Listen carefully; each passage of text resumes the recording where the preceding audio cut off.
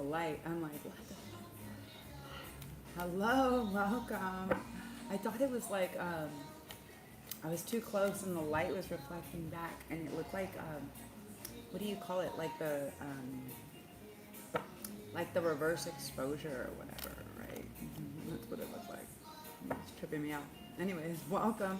I'm Zoe, and this is Divinity Within Thee, where we take time to get in touch with the divine. So maybe they were just showing me a different exposure. Maybe that we've broken down, right? Negative, right? Negative. The negative exposure, right? Where what's light becomes dark and what's dark becomes light, right? So, okay, I guess we're just going to hop right in. It's really about what we've transmuted that was this negativity, right? Because we have Kali Ma upside down. What we've transmuted that was this negative energy or entities into light. So what was negative, we've transmuted, like we've changed, right? Literally, interesting at 111. Maybe what they're saying is like the way that we choose, the way that the filter that we choose. So like everybody is viewing life through a different filter or screen. So depending on the filter that we choose or the exposure, right? Depending on the setting, right? We can set to like extra heat or slow, whatever, right? Like, I guess, right? I guess. I don't know. We'll keep calling them out. Shooting me down, come around. Shooting me down. So, someone may be wanting to come around, but they may be having a hard time to express their devotion.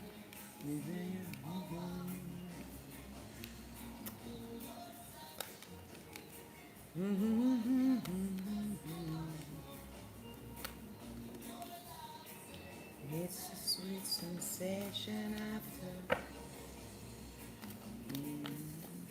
Interesting. So the song is I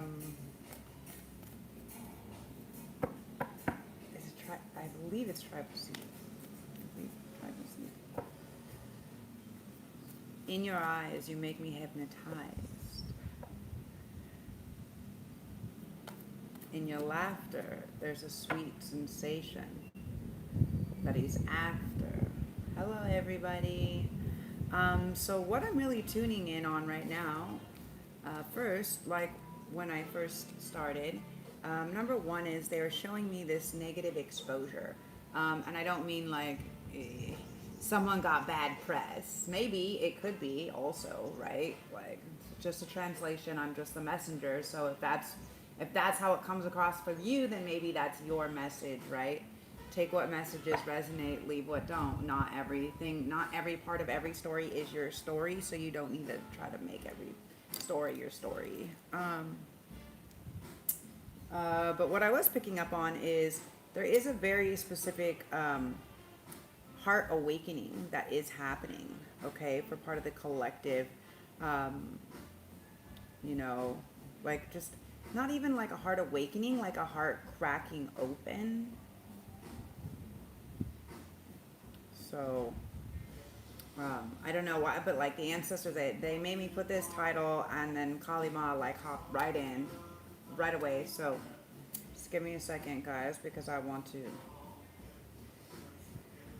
to create our container in our space and put a prayer out. Obviously, the keepers of the light aren't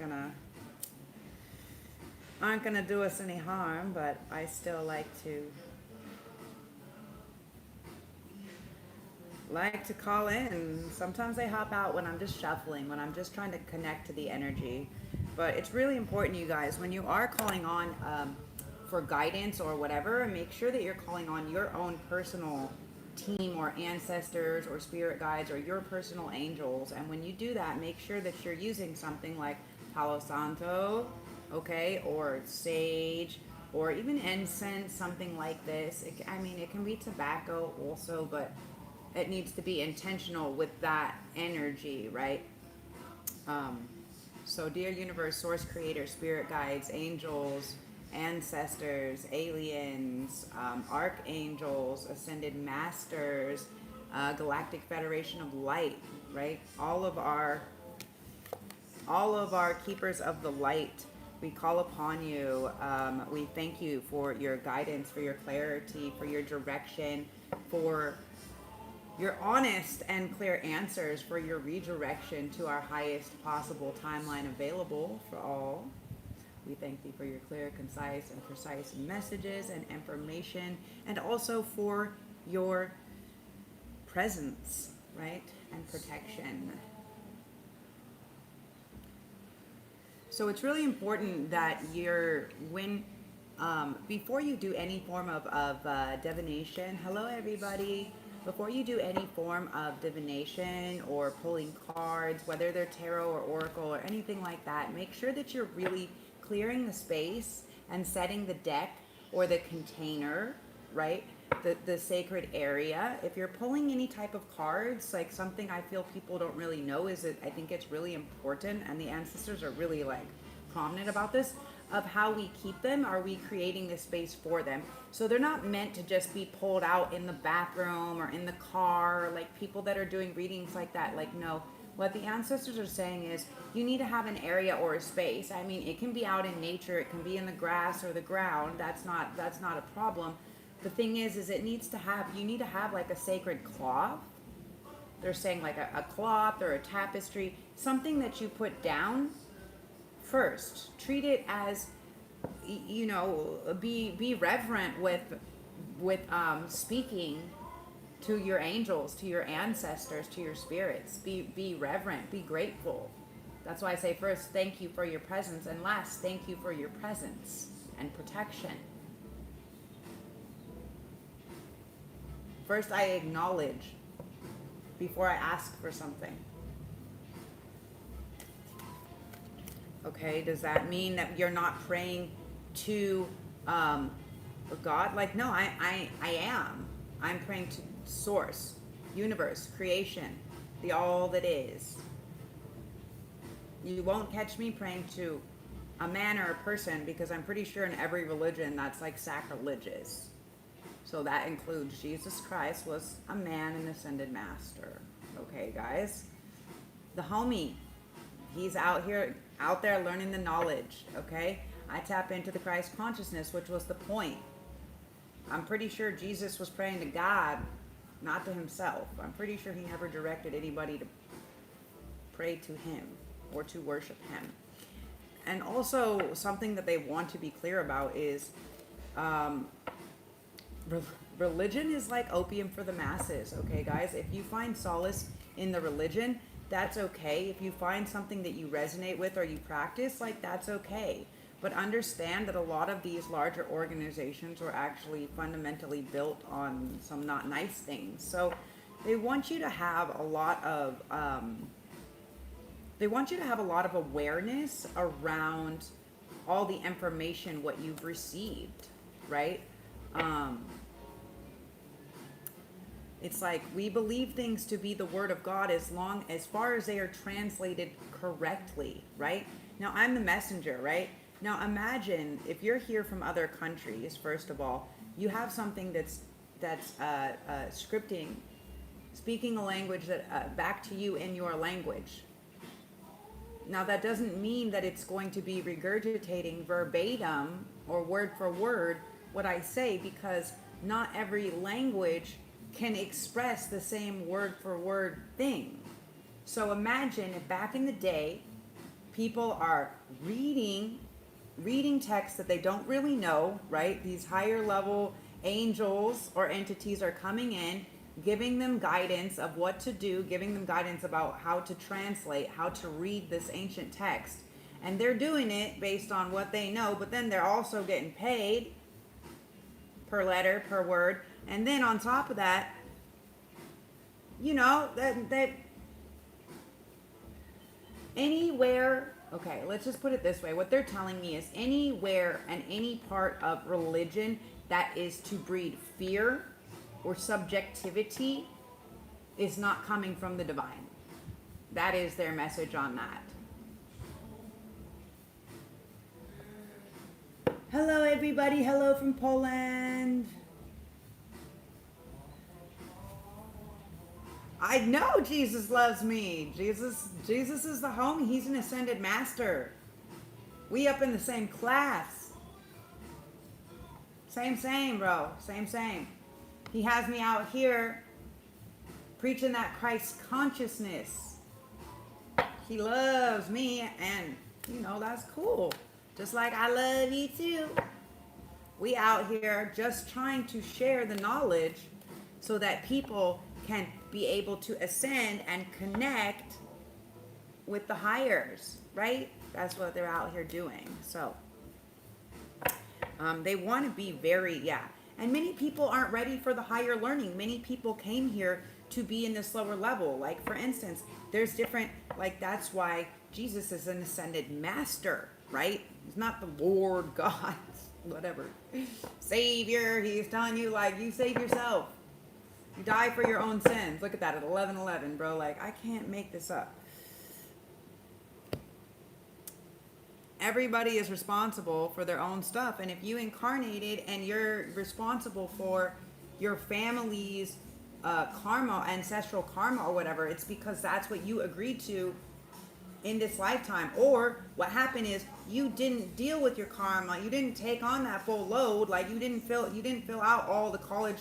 Like, you didn't use your time wisely, right? I have explained this before to you guys. It's like the way that it is in the afterlife is more like they're going to registration. Like, they're registering for, like, almost like a newer learning. Like, either they're learning or they're coming back to do to complete karma, to transition or change some stuff, right? And so that's what's going on. Now I know all I have to do is talk about how Jesus was an ascended master and not a Lord, and it makes all psychotic Jesus freaks, Satan, fucking worshippers. Oh my God, you guys, so much energy was coming through. You know what the guides were having me on yesterday. And when I tell you guys, like, I tell people, go and see, like, when you see a specific, like, animal or bug, like last night, we had a little frog come inside, and my cat is, like, so used to, like, knowing which little creatures are our fairy friends and which are not, right? So, like, if she, like, is attacking, like, something or eats a bird or something, like, I know that there's something wrong to where she needs some of the bone marrow or something, right? But, like, she doesn't do this. Like, the little frog, she thinks is so cute. Like, there's different types of frogs, but the little bullfrogs that come in at night because it's raining, they do, like, this little, like, bullfrog hop, and she, like, copies them, like little copycat shit. So cute. But it's a choice, right? It's a choice how we decide to coexist, right? And that's the reality, is to be in the level of Christ consciousness. We're not really judging other people. It's like they're helping people that are being hurt by others. He was helping people that were being hurt or judged by other people, number one. But number two, he wasn't, what he was teaching, basically. So what you guys have to understand, at his time, only nobles, right? Only nobles and higher nobility had access to be able to, like, read, write, learn things, to be able to go to school or do whatever, right? Like, this was either you went out and you sought the wisdom, like that's what he did, or you weren't getting it. You were only learning by what came to your village and what download you got, and that was the information, right? So you can imagine how that could have been like telephone, right? You can imagine how, like, first transcripts might have said all this, and if someone was translating it from here to here, it could have changed la la la la wah wah wee wah, right? So anyways, that's kind of what happens. And so basically what they're saying is, with this Kali Ma energy in reverse, it's like a lot of people didn't choose to do their heavier shadow work. They didn't choose to face their shadow. They didn't choose, like, yes, time is infinite. Yes, it's a human construct. However, it's like for many of them, the time was up. They didn't face their fear, right? Because when she's upright, she's facing the fear. So this way, it means if she didn't face the fear, it means And what she was telling us is to look like what I saw when I first came on. And I came really close. The light did like this sun did like this shine thing, and it did like a negative exposure.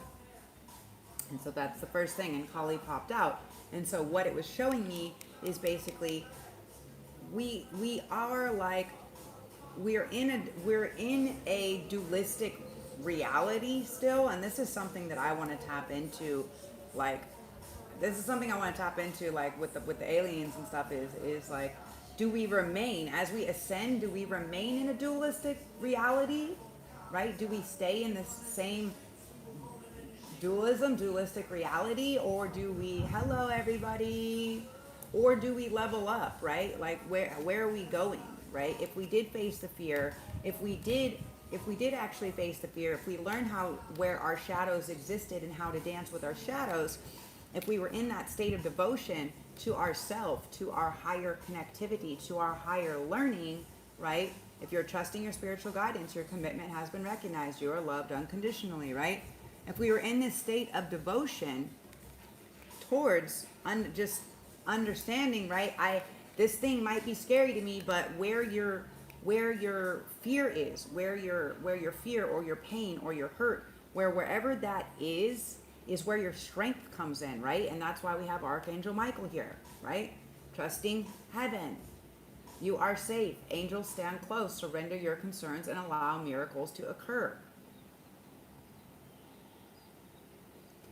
Right? This is the guy, he's the archangel specifically that comes in and just is like, boom, slays everybody if necessary, right? Archangel, like he's like running the wars. He's like the general, you know, like this fool ain't joking. Lord Shiva, transcendence, rise up, honor your inner force. Steps are being given. Dance with the universe. Okay, for many of you guys, you can be feeling like specific calls or pulls to something that maybe you thought about doing before, maybe you weren't really connected to before, or maybe there was somebody in that you saw before that you were inspired by, maybe somebody in your family, maybe you're doing some family genealogy, and as you're doing that, you're kind of tapping this other inner force, right? You're finding some other thing that you are connected to. For people that are very empathic, what I'm picking up on is you guys are actually like transcending, like transmuting this energy. Like what I'm feeling is like people putting like a lot of negative or dark energy out towards some of you guys, which must be why Archangel Michael is here in the middle with Krishna and Kali, right? I mean, this is a pretty badass lineup, you guys. We have Kali, Krishna, Archangel Michael, Shiva, okay? And then Mary, the teacher awakens. You have something important to share. Follow the inner call. Do not let anything stop you, okay? I mean, and it's starting with the feminine and ending with the feminine. And in the center he's like, and I mean, he's not like Mars, the god of war, but pretty much, right? Like I said, he's like the lead, the head sergeant of the archangels. So he comes in when shit needs to be sorted. Like when like, you know, like I don't ever think of like I think of God as love, right? I think of universe, source, creator, whatever you want to call it, right? First of all, I think God is a woman because creation itself is coming from the spiritual realm even into this physical realm through woman's portal, right? Everything you know about science is changing. Energy, magnetics, everything is changing as it's moving through the toroidal field of energy from one thing to another. So if an energy or a thought or idea, spark, something like this is coming through a feminine's body, and then the earth is rotating the same as 28-day cycle with the moon. Just saying, guys. So when I see Kalima and Mary here, they're both very strong mother energies, right? And for a lot of you guys, what I was actually channeled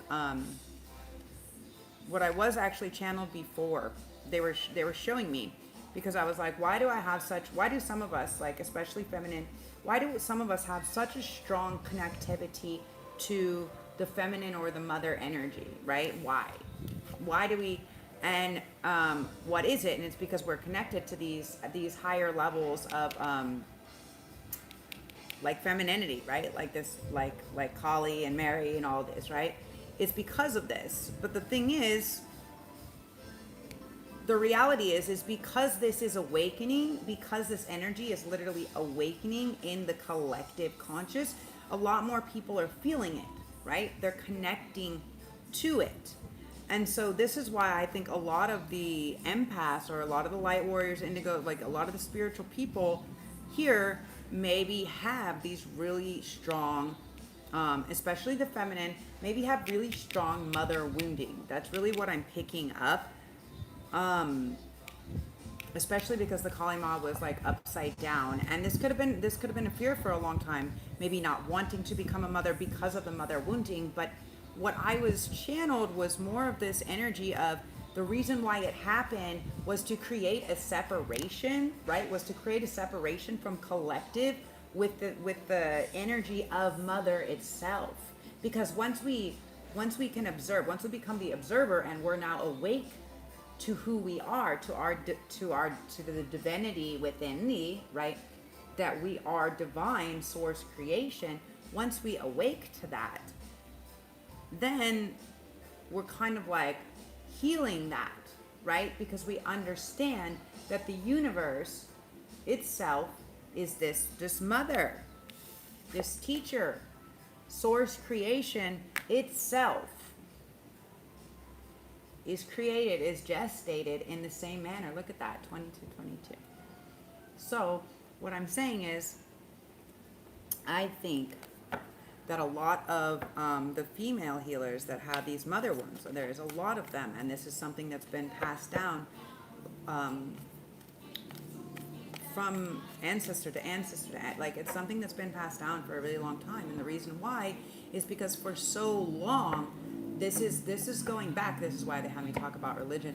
So this is going back to the religions where they took out Sophia and Mary, and they took out the feminine aspect. They took out the priestess. They took out all of this because all of it was considered treason. All of it was considered witchcraft, like being an herbalist. Like people still don't even understand what paganism is, which is like basically like celebrating the seasons of nature, right? And the lunar phases, you know? And so, hello. And so, what people don't understand is that where they have all this hate, right? First of all, God isn't putting out any hate. Only God, only the divine can judge you. I'm okay. So only I can judge myself. If the divinity is within me, then only I can judge myself. Nobody else can judge me. And if somebody else's judgment is fucking with my program, I'm allowing it to. And at what point do you really give a fuck about what someone else has to say about living your life when they don't even walk a fucking 2 seconds in your shoe? Or your feet, or your existence? You ever sailed hundreds of thousands of miles in the middle of the ocean with fucking nothing? By yourself? Without a wheel, with a tiller, bro? Like in storms and shit? Like, no, then shut the fuck up. Don't tell me shit. Seriously. When you've done something more fucking impressive than me, I'll listen to what you have to say. If you have information that is gonna level me up, I will listen to what you have to say. But if you're just here to talk shit and praise Jesus, go to church. The fuck off my channel. You don't belong here. Find where you do belong, okay? Uriel, region of the sun. But just for all of my Jesus lovers out there, because I ain't got no hate on Jesus. He's just a man. He's an ascended master. And I ain't praying to a man because that's fucking against every religion there ever was to worship men or false idols. So I'm not going to ever start worshiping Jesus Christ because he's a man and he would be a false idol. Look at that. That's who you should be praying to. The mother, Mary. And this is why the mother wound was so bad for a lot of these empathic people. That's why they showed me, because this is the awakening. And as long as in our mind, mother was always this thing instead of this beautiful source of creation and love and light and everything that is beautiful and growing, and you know, when we understand that, right? When we understand she's the queen of angels.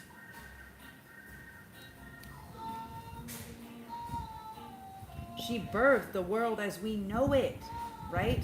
The level of consciousness. The last time she was here on the planet, she birthed Jesus Christ, which birthed the Christ consciousness, which is where we need to get to. Not Jesus loves you and you're evil because you ain't Christian. What the fuck is that, bro? Jesus never hated anybody. That is your racism. Yeah. Religionism, whatever that is, because Jesus never hated anybody, nor would he. He'd let them do whatever, because that's free fucking will that he understood, because he was an ascended master.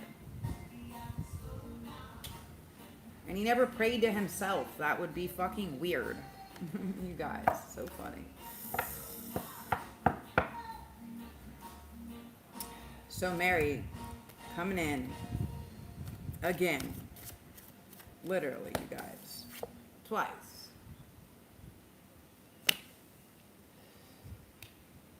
So the gods consider it to be the highest level of praise, the sun energy, the highest level of praise, to pray to the divine creator and mother.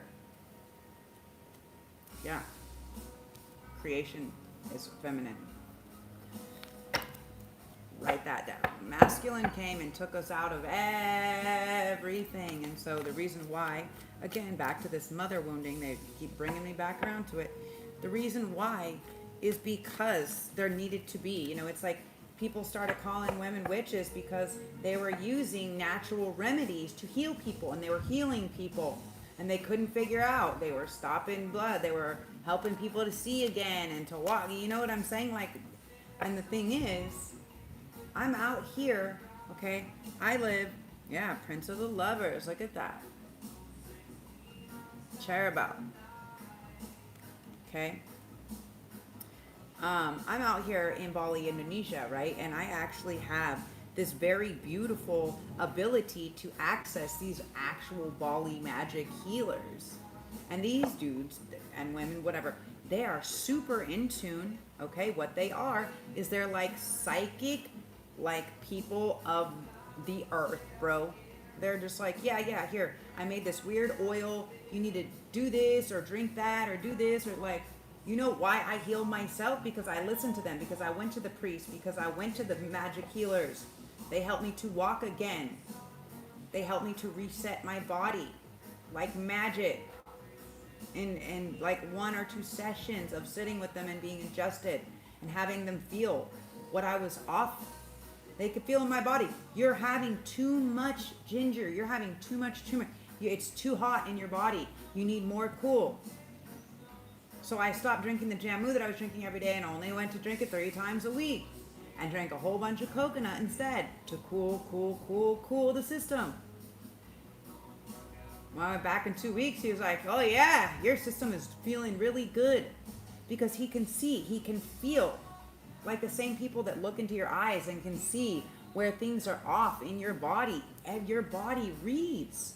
The thing is what's happening nowadays, okay? The reason why people don't have access to healing themselves is because they won't fucking feel the pain. Number one, they won't feel the pain. which is funny because to circle around, whoever was talking shit asking me that I went to rehab, like, no, actually all I did this year was go to a fucking intensive.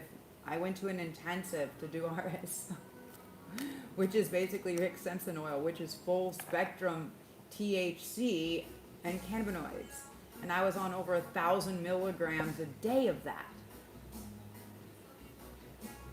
Like most cookies and things like that are like 10.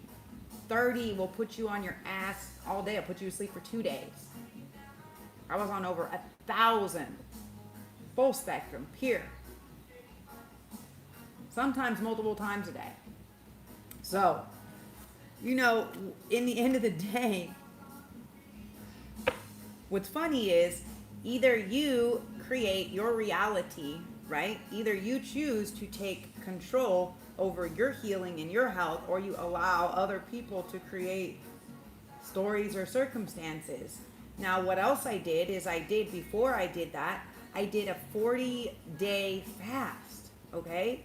And the Balinese fast, right? Because I went to the healers, I went here, I did everything in my possible. It doesn't matter. They say, okay, you can't have caffeine, you can't have carbonation, you can't have alcohol, you can't have sugar, you can't have all these things because your body needs to reset. I said, oh fucking Kate, for how long? I don't know, maybe 3 months, maybe 6 months. Some of it was a fucking year and a half, and I just stopped. I just stopped fucking wanting to drink or wanting to eat sugar or doing any of those things. Why? Because I wanted to heal myself more than I wanted that thing that whatever. Do you understand? So it's a choice, right? It's a choice to say, I choose personally to get better and to do what maybe people that I don't know and I don't understand their methods, but like they've healed a lot of people, so maybe I'll listen to them and maybe I'll do their method. And they put me on this 40-day fast and this Balinese fast, which is very, very specific, okay? So every Monday, you can do it Monday and Thursdays, or you can just do it. Most people only do it on Mondays because here's what happens: if you fuck up the fast, right? If you mess up, then you have to start it over. Like, doesn't matter how far through you are. Like, if you mess it up, you have to start it over. And the way that it worked is like specifically on Mondays, Moondaze, okay?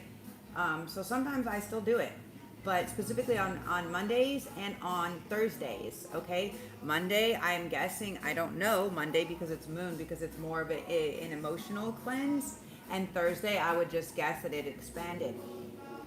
But so to do that for 40 days, it's literally months, right? Because you think that there's only 4, if you're doing it to 8, so that's 8 days a month, right? Because you generally have 4 weeks in a month.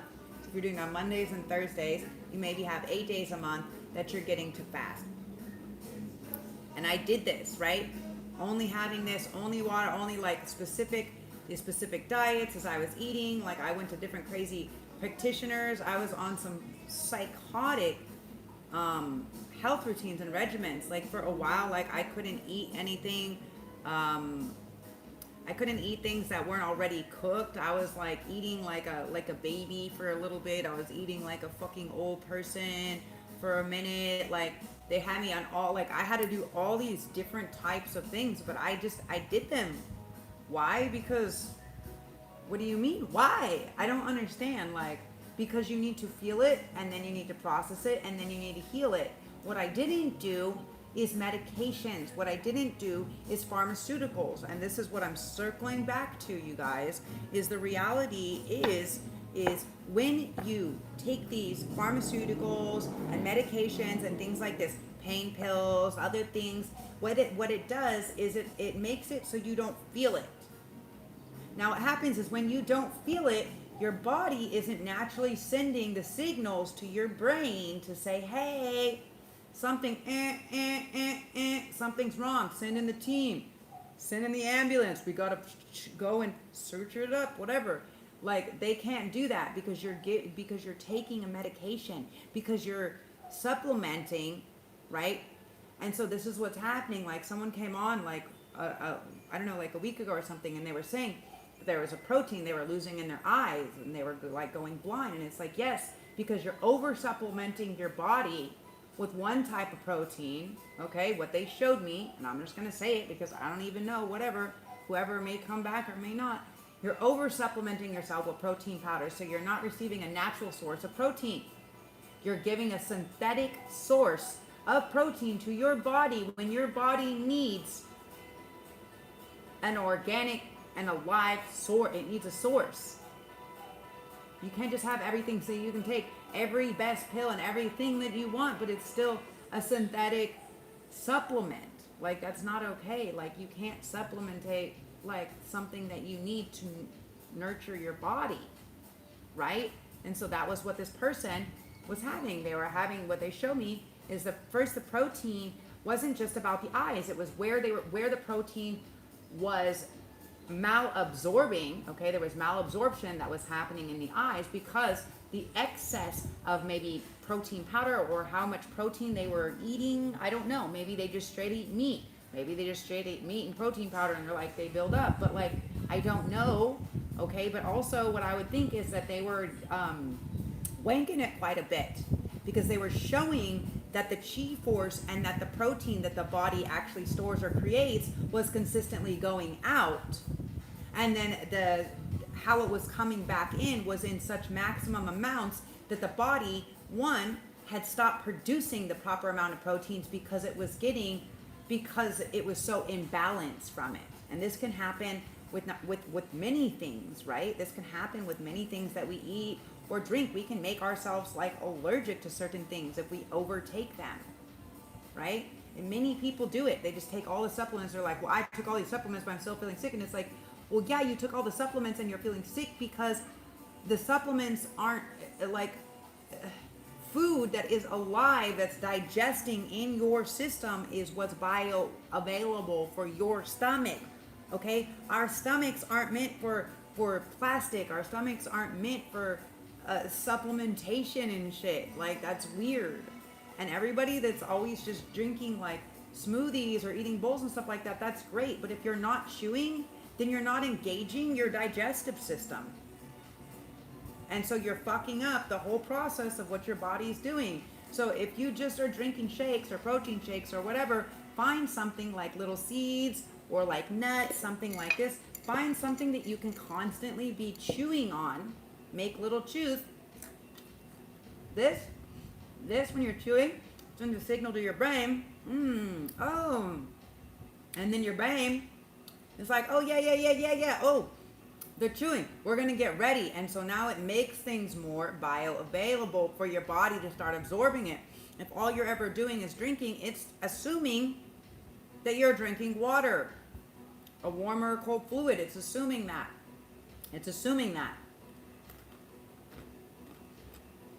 So if you're drinking like a fresh pressed juice, then yes. But you're going to receive a lot of nutrition because the juice was freshly pressed, and you're getting all the nutrients because they just squashed the fruit. Even in juices and stuff like this that they sell in grocery stores and stuff, fresh pressed juice, like unless they made that shit in front of you, like fresh pressed juice, like all the nutrients in those fresh juices only last for like the first like 3 to 8 hours. Then you're already more than 50% less of the nutrient absorption for your body to process and use it and retain it and do something with it. And then on top of that, people love to just fucking eat in bed and be in bed and eat. And so before they go to sleep, and so then what happens is at night when your body is supposed to be doing all this work to repair itself, all it's doing is digesting. So, knowing what to eat, how to eat, what to eat it with, when to eat, all of this plays a vital role. And as you're regulating, and also like nervous system regulation, right? Like I had a very dysregulated nervous system from 40 years of narcissistic abuse, from trauma, drama, abuse. And because of that, it's taken me quite a while to regulate my nervous system. But most people, unless you literally take 30 days off and just chill for 30 days straight, like generally speaking, it takes about 90 days, 3 months for you to be in chill mode to really allow your nervous system to reset itself. And that's without a bunch of other shit going on. So intensities and all this stuff. And like, that's what these assholes are out here doing. The neighbors are out here doing every day. So I keep my gate locked now. That's why I don't really give those kids that much anymore. Because they sit here and blow fireworks off outside of my window and bounce their ball off the fence. It's like on the back of my, you know? And they're doing that intentionally. And all that's really doing for me is rattling my nervous system. So I take that as a direct life threat. So they stay locked out. It's a threat to my well-being. If I get overwhelmed, if I can't keep my nervous system regulated, like I can have an aneurysm where this cavernoma here just like starts to expand and bleeding in my brain, and I can die. It's not if you can die from an aneurysm, it's more like when, especially if you have them. So, that part. But what I can say is, I have literally worked my ass off. And even in the nervous system dysregulation, literally, you know, certain people that stress me out sometimes stress can be in the way of weight gain. Sometimes stress can be in the way of weight loss. Okay. And like, that's what it was. Before I went to America, that would really fucking stress me out. I gained a lot of weight. Okay. Seeing these people, like I gained a lot of weight. But I came back out and there was constant stress, and because I haven't lived in the chaos and the stress for so long, to come back to it, I couldn't deal with it, you know? And then have people trying to fucking give you weird hallucinogens and poison you and off you and do all kinds of other crazy shit, like while feeding you medication that you're allergic to that nearly killed you the first time. And you notice it because your body's looking the same as it did after you had the accident, and they try to give you this weird antibiotic that almost fucking killed you. So anyways, all of that aside, I'm looking better because I choose to manage myself. I choose to manage my thoughts. I choose to manage my space, my sanctuary, my spaceship, right? And when I know that something is off, I'm not adverse to do a fast. I'm not adverse to do a week of a water cleanse. Not at all. What's the worst that can happen? It kills out some parasites or something else? Like, what? I get really clear? No. I literally have zero problems with drugs, because when you learn how to become a healer, when you're spent your life learning how to help people heal, to be able to step in a position of like a shamina, like, you understand that things are medicine. Medicina, huh? So you can use things because you understand it's medicine and you know how to use it as medicine. So anyways, fuck you, pay me. No, but seriously, if you guys are here and you like and you want to support, my Gifts and Go is down below. And what I am doing is fundraising to get back to my neurologist to actually see, after I did these crazy intense treatments, and now that I've regulated the nervous system and kind of removed all the extra stresses, now that I've done the things and tried the different treatments and whatever else, I tried that medication that they gave me. Like, that shit made me want to, like, I never felt like so disconnected from source. And that's why I went to America to do the treatment. Is because I literally was like, I wanted to off myself. I was like, I can't feel anything. I couldn't feel anything. Like, normally I feel so much connectivity to source and to all the spirits and everything like that. But to be on a medication, it's like, and that's what the neurologist told me, like, straight up. He was like, listen, I mean, just try it and see what you think. But he was like, I don't blame you. Like, I would rather live my life in pain than a zombie. So And this is where we have to decide to make the choice. What is more painful, right? To face the pain and figure out how to heal the pain, figure out where that underlying pain is, because that's the reality, right? What I started learning after I got in the accident was just more deeper about metaphysical mapping, how the whole right side of my body is connected to masculine, how the heel and the foot and the walking is my stability, is my foundation, is my grounding, right? Yeah, my ability to stand on my own, to even be able to stand on my own 2 feet was taken out, because this was shadow work. This was all stuff. These were all woundings from the mother wounding, from the father wounding, that I didn't get, that I didn't finish healing, that I had to heal. Literally, I lost half of my foot and heel. So I had to learn, I had to regrow tendons, ligaments, nerve endings. My hip and pelvis was up here. Okay, guys, like this. And how long it took me to be able to walk. I was walking like a fucking pirate. Like, people talked so much fucking shit, but they had no idea, bro. You had no fucking idea. Like, don't talk shit.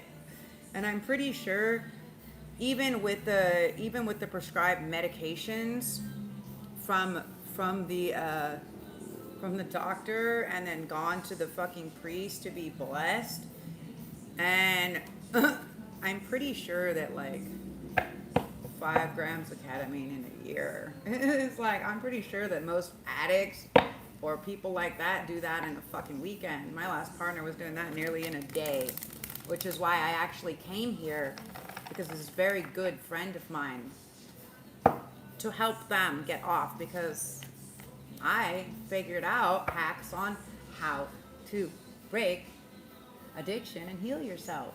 It's called shadow dancing, guys. Gonna set up a class, maybe make it for sale for Christmas or Thanksgiving. Fortitude, angel of strength. But it really is this inner strength. You have to, this is something, the sheer will, the sheer force that somebody wants it, right? Like, here's the thing. I can't want somebody to heal more than they want to heal for themselves. Does that make sense? So even if I'm the most amazing healer, right? Even when I go to the priests and stuff out here, the healers, the super crazy Bali healer, Bali magic healers, right? If you don't believe in the work that they're doing, then they sometimes won't even fucking touch you. If you come there to be a naysayer, like these fucking asshats on my channel, these fucking fake Jesus lovers that are really a satanic cult. No offense against actual people that love Jesus, okay? These people on my page are actually some special type of psycho. Because who would subscribe to something they think is so evil to come back every day and bless me? Let me know that Jesus loves me. I already know that. But if you want to tell me more, that's okay too. Thanks, bro. Maybe what you should do is go love yourself. Because I don't think Jesus loves you. Because you ain't repping his team very well. What kind of love are you spreading? How many people did you feed? What are you trying to do to help? Tell people they're evil? Or that I love them? I let them know. Jesus be letting people know he loves them. Don't worry, I don't need your help, people. Thank you very much. But if you feel like you're out here doing the Lord's work instead of being out in the streets helping and feeding homeless people and teaching children or doing whatever, like, that's what you should do. What would Jesus do? WWJD. Jesus wouldn't be talking shit on people that are delivering divine messages from angels to the collective. Smoochy boochies. Hello, everybody. Hello, miss. Hello, mister. Hello, moo. Hello, love. Country. I don't have any trees of cunts, but there's a lot of them and a lot of cunt trees, that's for sure. I'm in Indonesia. Everything and everyone. Anal. Anal, actually, I think. Angel of the Star of Love. Okay? So what this means is, this is the star, okay? So this is the wish, the hope, the faith, Okay, what you're doing is you're having faith. If you were really being a Jesus lover, then you would have faith in humanity that the consciousness is going to rise. That's why I'm out here every day on here, multiple times a day, you guys. Not because I don't have better things to be doing for myself, because I'm a messenger, and because I know that the collective conscious can only awake if they have people actually delivering real, truthful information from divine source. Because guess what? Your news channel, your ABC, NBC, whatever channels, whatever, like that shit is all propaganda anyway. So I'm just out here on the real note delivering real world news, galactic, real universal. Good morning, universe. How about that? So Adamel, the fool who attained knowledge. Yes, okay? Look at that. Adam. You know who doesn't exist in this deck? Eve.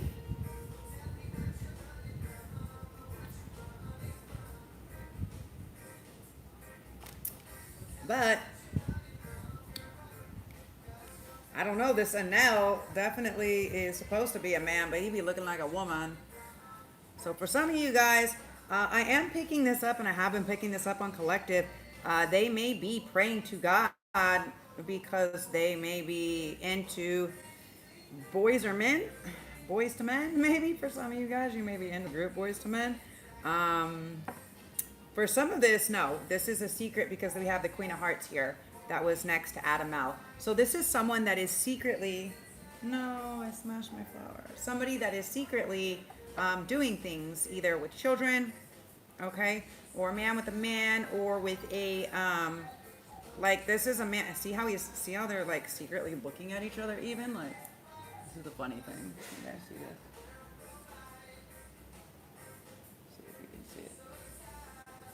So he's like literally like side-eyeing. It's like, wait, don't tell him. He's like, but I thought you told me to bring the apple. Let's go.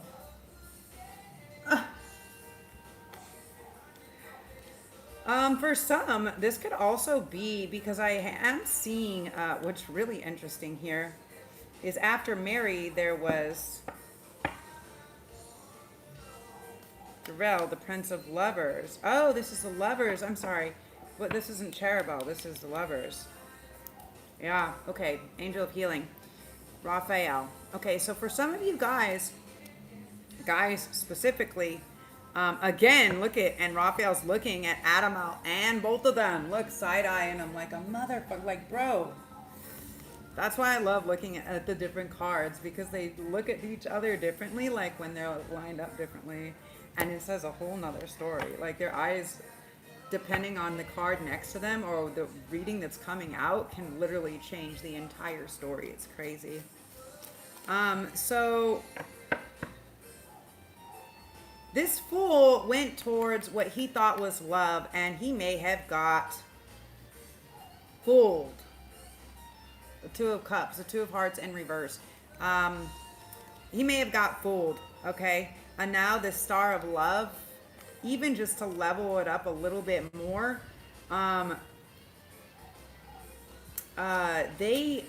for some of you guys, this person dressed or pretended to be a woman, okay, like I said, like a trans or a cross-dresser. And I know that this is indicative for them to wear these outfits in this era when this is done. I'm telling you what the guides are pointing, like drawing to my attention, that's standing out for these cards to be used. So just so you guys understand. Adam, the fool who attained knowledge. So that's the fool. So he did something. He took a bite of the apple. He took a bite of that apple. And he may be praying. He may be praying. If you're wondering who to pray to, okay, don't pray to Jesus. Maybe don't pray to God, because I don't know that they're going to forgive you. Adamel, the fool who attained knowledge. You learned something. What'd you learn? That desires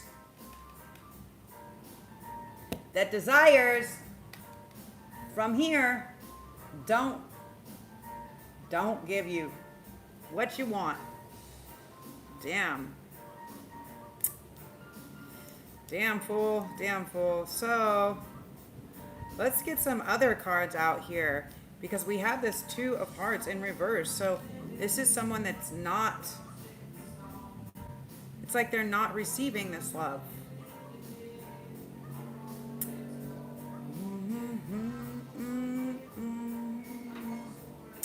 What? We'll use the good tarot. No? No, we don't want to use the good tarot. We'll use Rider-Waite. Can use Rider-Waite. Okay. Or do you want me to use Ethereal? Ethereal? This one's not going to work. Hold on. Sometimes they choose different decks because there's something else that... hello, everybody. Sometimes they choose different decks for me to use because there's specific artwork or specific things in specific decks. Like certain decks, for instance, like the Thoth deck doesn't have any... I don't believe it has any kings, right?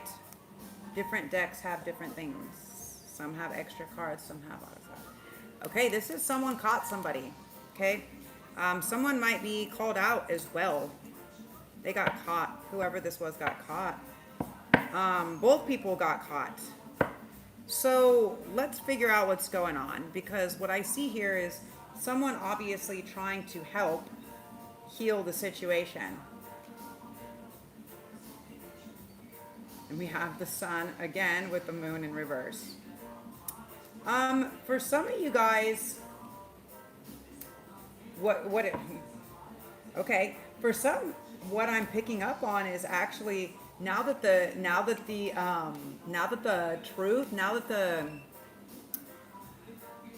actual information has come to light, right? Now that there isn't like a secret or whatever anymore, now that it's all been uncovered, one person can be experiencing a lot of happiness, okay? Happiness, maybe because they finally get to come out of the closet and be like, yeah, I actually like penis, not vagina. Okay, this may not hiding behind this anymore, maybe coming out as who they really are is like actually what is gonna happen. And with this Queen of Angels, give us more information. This is an interesting read, guys. This is an interesting read, guys. Okay. But you know, for some people, if they've been wearing a fake mask or a facade for so long because other people wanted them to be something that they were not, then this is part of it, right? Like if you're like, wait a second, like I love this person, but maybe as a best friend, or maybe just as a lover, or maybe as a whatever, you know, I don't know.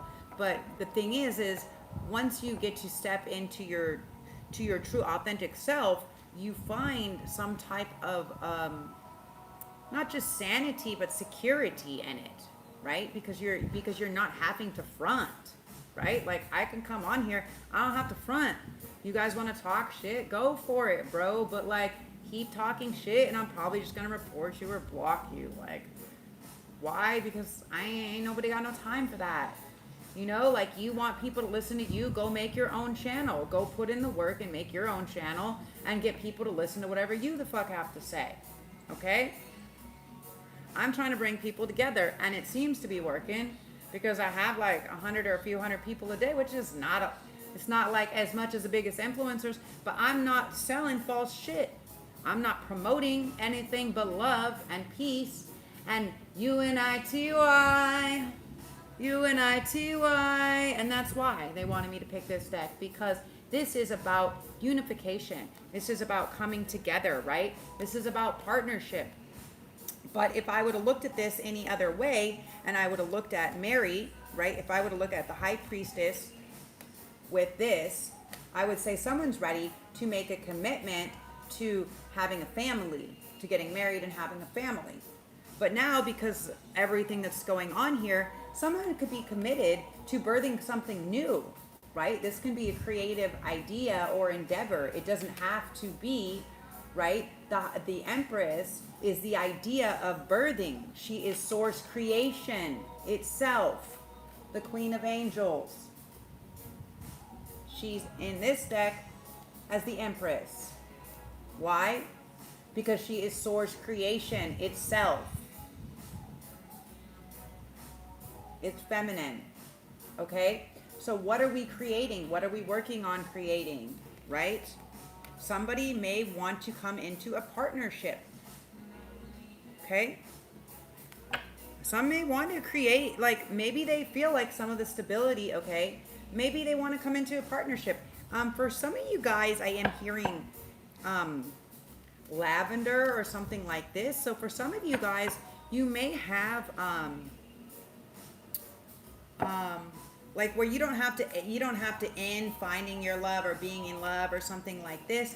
They may want to be somebody that's in business, maybe gay or something like this. They may want to come into a partnership with you. Also, what I am picking up on is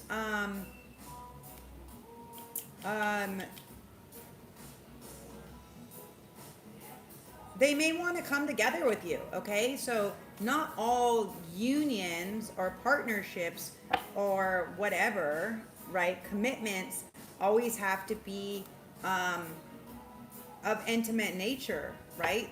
Sometimes people prefer to be in things that are where people aren't so defensive, right? Where they can just be like, yeah, I don't want to be alone, but like this person is the person the most like me, and so we're gonna coexist. I don't know. This can be for some of you guys, yeah. And for somebody can be a little bit more emotional, okay? And for some of them, because of this, they spend more hermit mode, right? They spend more time by themselves working on their passion than, because that's where they find their strength. They find their strength, maybe because they are over emotional. Okay, so for some of you guys, yeah, okay, so there's multiple stories going on here, just so you know. Hello. I'm in Indonesia. I think I already said that. Justin Bieber, tarot reading. Yes, bro, go love yourself.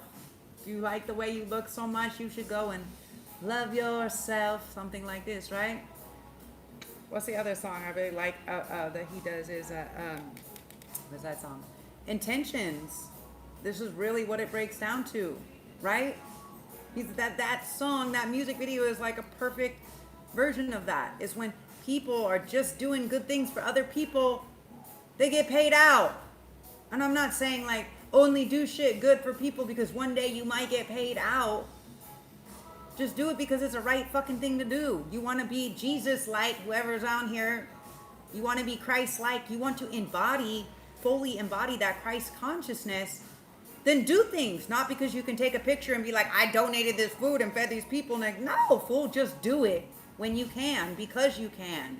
Because it's the right fucking thing to do. Not because you get something out of it. And if you're doing it only to get something back out of it for yourself, then it wasn't fucking donative, bro. It wasn't. It wasn't. I'm sorry, but I'm tired of people doing that where they're just like, oh yeah, we did this project or we donated this food. Like, smile, everybody. Like, bro, how can people smile when you're making them feel shitty that they're fucking starving to eat and they're already taking a handout, and then you're like, hey, I'm gonna make you famous online for being a hungry beggar. Like, bro, for your ego to be fed to hurt somebody else's, like, that's not Jesus-like, bro. I'm sorry, that's not Jesus-like. And I guarantee you the amount of money that most churches probably collect could have long since sorted the fucking homeless or starving problems. Like, those don't exist most other countries in the world outside of America.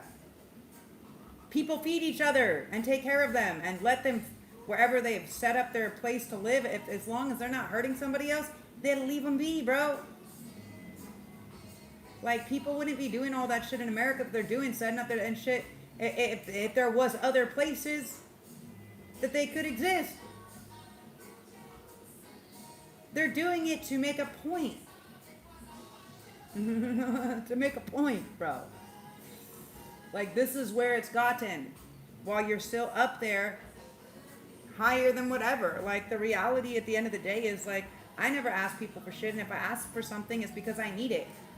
It's because I genuinely need it. Because 99.999% in my lifetime that I've ever asked somebody for something, I've never gotten it. They've never showed up, and that people over promise and under deliver has been like an ongoing theme.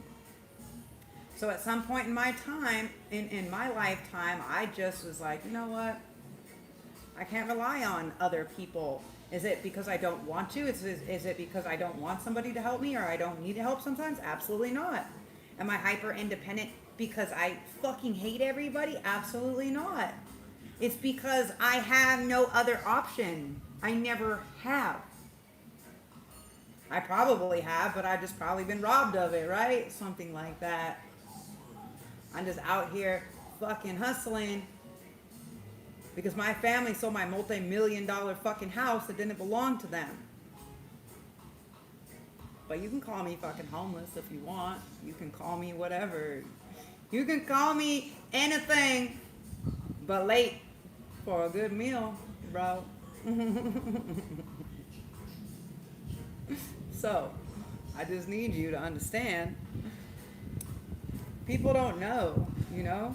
People don't know people's situations, and that's what's going on here. Is like, what's happening is, while the whole world is out here judging, this person is sitting here hiding their emotional state, right? This man, okay, look at this. Look at this King of Cups. This man has to hide and pretend about his emotional state. Pretend maybe that he's not. Maybe something that he, his lover also. Lover could be somewhere else, a different location around the world, because this is under the Prince of Lovers.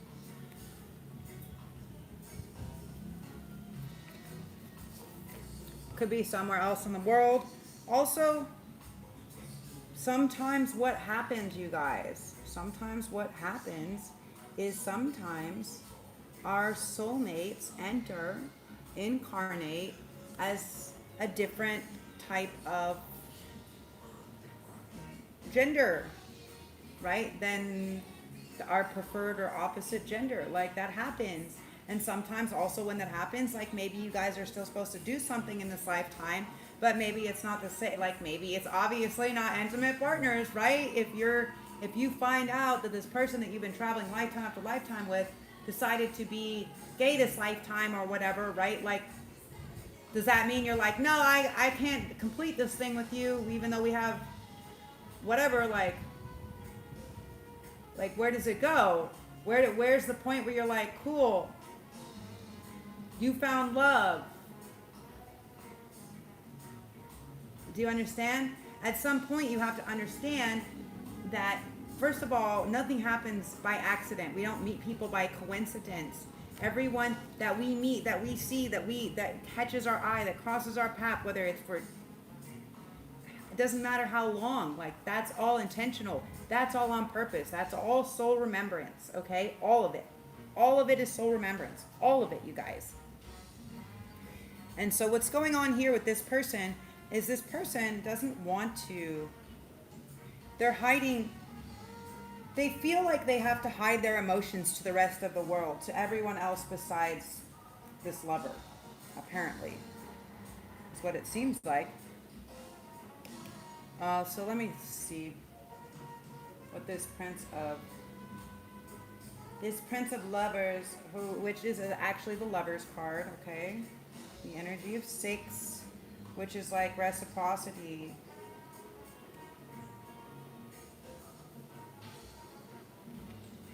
Number 6, come on.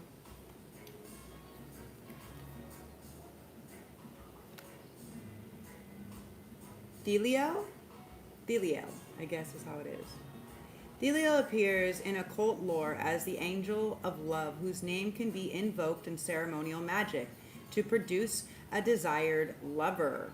Okay, I guess.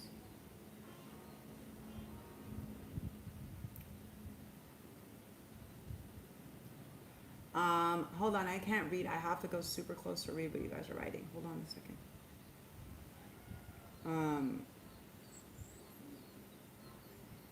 So, okay, I don't do this type of love magic. That's why I'm like, what? But again, you can call upon different angels as you're praying to help with certain situations. Like, for instance, I don't know what that was. Like, for instance, many times I call upon Archangel Michael. Why? Because people were trying to unalive me, okay? So because of that, I said, Archangel Michael, boom, because he rules. And that's probably why they showed me, like, you got all the armies behind you. Because I called on him specifically for protection. Nightly, morningly. So you can call if you're seeking a lover. You can call, okay, on Delio, I guess. As such, he is related to Eros or Cupid, the Greek-Roman god of love, who provides the model for the image here, which is also kind of weird because I don't believe that love would be a little boy. I also believe that that was something a little twisted that the church created. Oh, even in large art pieces, even in very sacred spaces. They made angels like these naked little boys. Yeah, that's real shit. Real shit. So hold on. Okay. Hold on. Diliel holds a flaming heart of love. He is armed with his magical bow and arrow. The arrow shot into a heart cause people to fall in love with the first person or thing they see. Diliel is blindfolded because love is often blind. Love is joyful, sensual, pleasurable, and fulfilling. Love enables us to express our highest potential, but misguided love or love gone wrong brings on jealousy, pain, loneliness, and frustration. If the card is in a good aspect, you're enjoying a harmonious union of some sort, or your relationships are in order, being made in order. Perhaps your life in general is balanced and harmonious. If this card falls in a negative aspect, personal relationships are out of balance or one-sided. Take a look. Are you giving what you want to get back? Are you blind to something that no longer exists or has changed? The flaming heart of love can be warm and sustaining, or it can burn you up.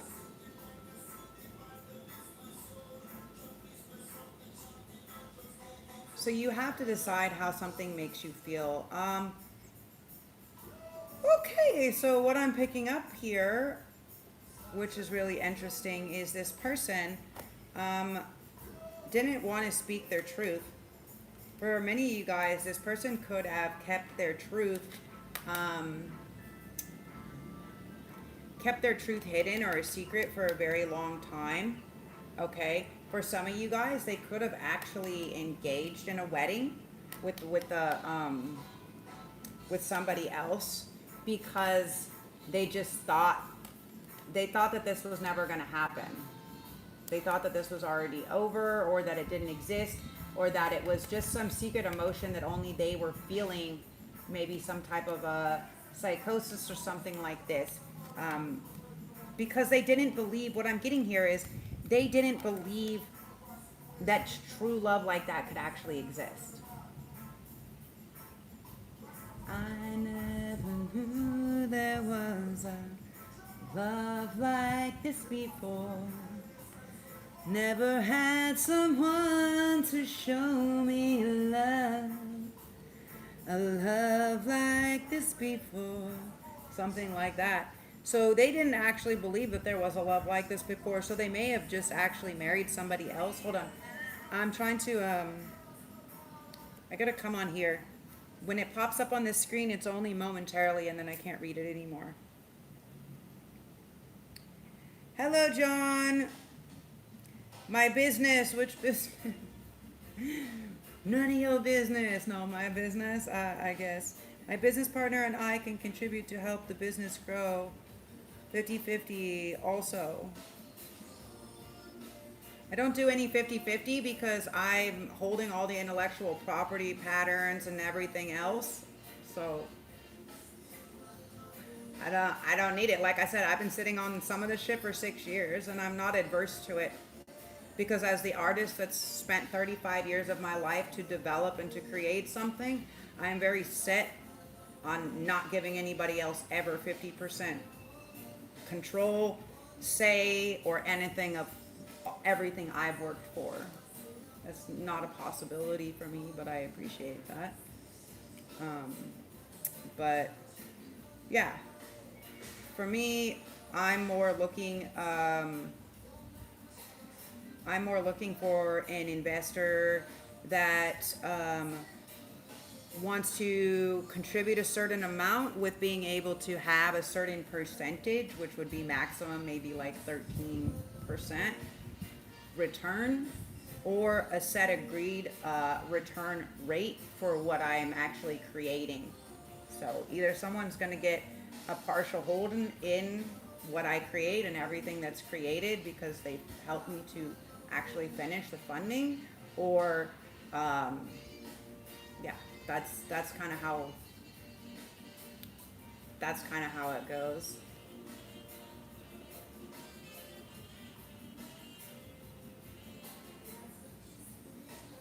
Oh, the 50-50, the marriage.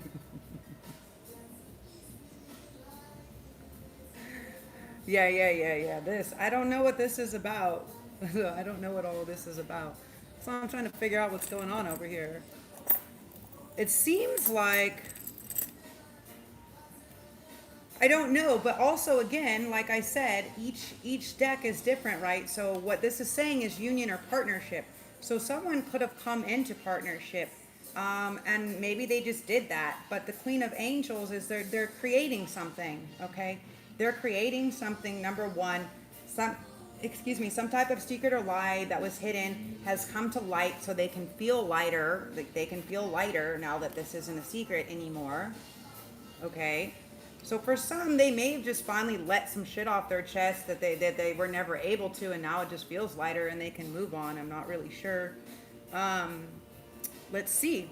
Fortitude of strength. So the lovers, to see this, the world upside down, and the King of Cups. The King of Cups is more someone that's like hiding their love or their specificity, right? Like they don't want people to know. Yeah, they're hurting. They're trying to move through it, but they can't. They're not able to find their footing or their balance. They're not able to find any more flame or spark or passion within. This third party, whatever it is, really fucked them up. It really fucked them up. They thought that they could be outrunning this single happy game, just giving the dick to whoever or whatever, getting it, whatever. Remember, take it as it resonates. But they're not. They're not able to. For some of them, they may not even be able to get it up. They may have actually made such a big, bad decision. I don't know if they got married or not, but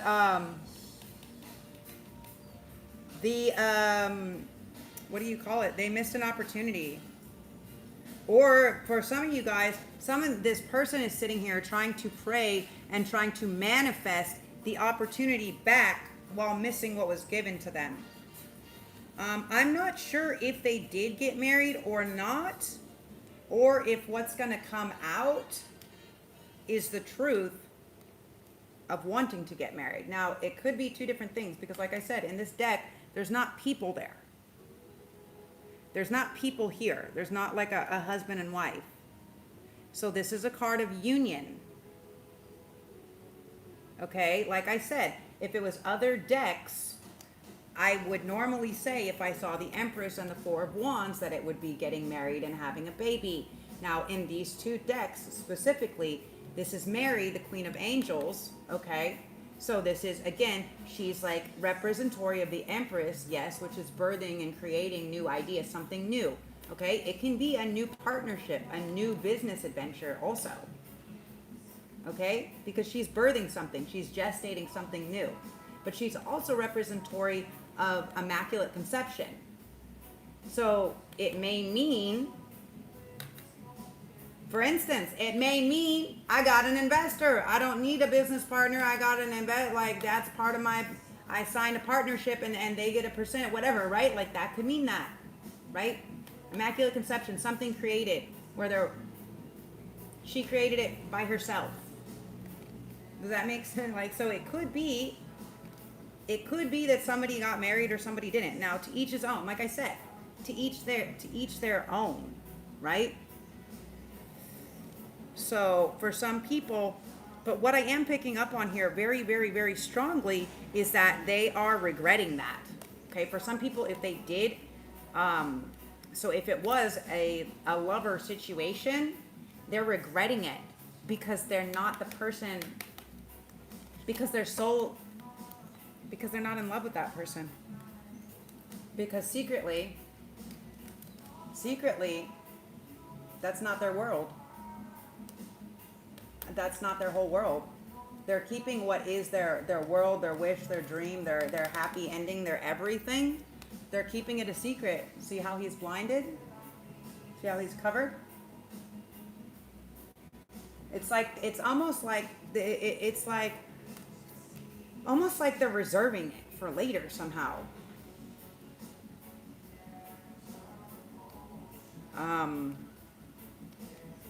But yeah, someone is finding strength in this fortitude, but also in loss. So also what you guys can understand, I mean, for some of you guys to understand, this can be someone that was very dear to us as well, okay? They could have had a business or a partnership. They could have had something that they were running with a very close friend or even a relative, let's say a parent or a sibling or something like this. Because to have that sadness, have that very, like the Five of Cups is one of the saddest cards in all of the tarot. So to have that here under the strength and the fortitude, what that tells me is that it's someone that they didn't choose, right? Like it wasn't somebody that they chose to what do you call it? It wasn't somebody that they chose to lose. For some of them, for some they did. For some that was their choice because they didn't speak the truth, right? And they kept it a secret and they decided to go for this other partnership, whatever that is. That can be business. It can also be an addiction, right? It doesn't mean, it just means this person chose this thing. Whatever it is, they choose to birth a new thing. So for some people, they could have chose to keep rebirth the same version of themselves. For some, they're like, I'm choosing to birth a new person, right? But what I see here is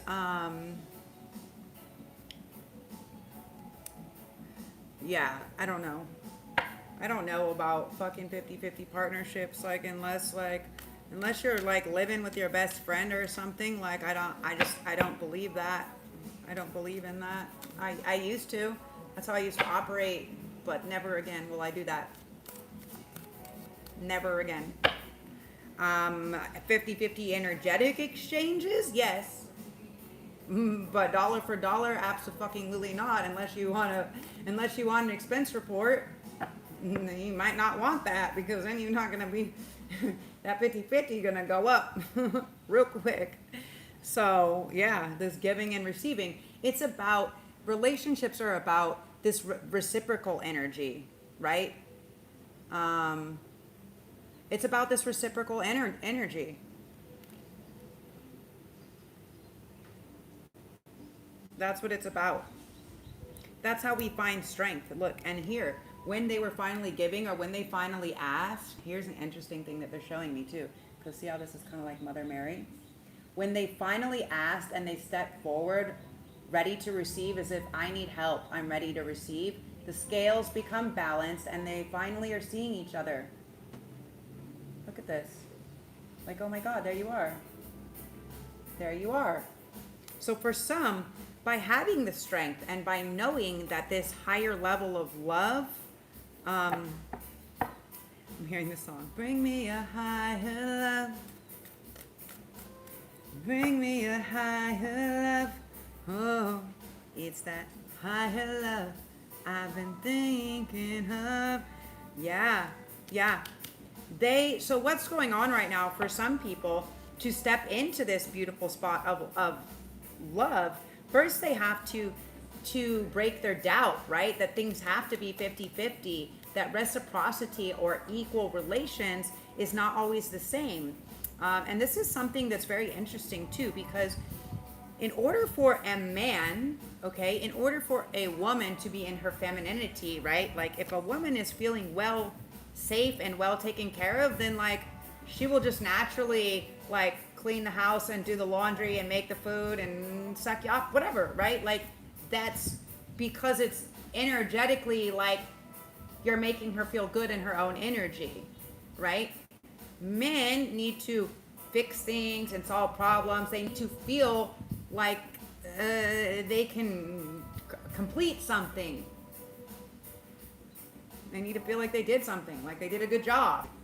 So sometimes to be able to give them things to do or to provide or to create that safety is what actually is creating more testosterone and more equal balanced hormones for both people. So one thing I noticed is when I was in a healthier part of my last relationship, my nervous system was super regulated. My hormones were super regulated. Why? Because I wasn't having this adverse effect against the opposite sex causing me issues. When they started to cause me issues later on down the line, then of course it became physically apparent. Same. So if you're in a same sex relationship, then you still have to operate accordingly, right? Then that means if somebody is always cooking you dinner or whatever, maybe like one is like, okay, like one day a week they're bringing home the food, or maybe they always get a special dessert or something because you always make the dinner, whatever. Like you have to figure out ways where it is available to be like more, have that equality. And like that's where this strength, it's strength in being able to express that. Okay, and this is something that they were afraid of because I don't think that they had the ability to bring up these type of topics or express these type of things before. Now, for some of them, what I am seeing here is also that there could have been, that the man could have been partially demasculated because the female could make more money, that she could be more famous. Okay, for some of you guys, more well-known, more well-loved, more money. She may be the one that is calling the shots, okay? And for some of you guys, you need to not be afraid of that. You need to know that the well, okay? Hello, everybody. You need to know that the well is deep, right? This energy of the well is creation itself. She's tapping into this creation and she's creating more with it, right? It's like the well is deep and you can keep bringing stuff out of it. You can keep refilling your cup and your bucket, many cups with this bucket, right? Where is the... Let me see. Hold on. I want to read about the well. Oh, look. It's right here already. Opened, you guys. The well. Astrological correspondence, Gaia. So again, I keep telling you guys, if you want to really make a prayer, then make a prayer to Mother Nature, Mother Ocean, Father Sky. That's why people are like, Sky Daddy. That's actually more accurate because it's Father Sky. Not the Father is in the fucking sky, you guys. Mother Earth and Father Sky. That's how they create the balance. Anyways, she's representatory of Gaia. So if you don't want to pray to the goddess or the mother, okay, pray to Gaia, pray to the earth. And if you don't want to pray, again, to the woman or to an earth because it feels sacrilegious to you, pray by going and sitting in nature and putting your hands and your intention with your love in the same prayer that you would make, and just don't use the word Lord or end it in Jesus. Don't pray to men. Gaia, okay? That's where the well is coming from. That's who's going to fill your cup. How many, I mean, other than bartenders, no, shout out. Okay, I bartended for a long time. I was an adult babysitting drink slanger for sure, made bank. But I couldn't do it anymore. It wasn't like, I don't want to be a fucking babysitting adults that were just messing their lives up. I couldn't do it. So anyways, the well. Correspondence, Gaia. The well is the birthplace of ideas, inspiration, transformation. All things are birthed from the creatrix. Again, look at that. From the creatrix, from the female. And knowledge flows freely to those who seek it. You guys, I literally just talk about this all the time, about ancient ascended masters, wisdom to be seeked. Okay? Imagine, when I got hit in the face with a truck, I lost 60% of my memory. And I'm still out here dropping more knowledge. I lost more things in my life than most people will ever acquire. I lost more knowledge than people will ever bother to even research. So the well. Nurturing opportunity, nature, and creativity.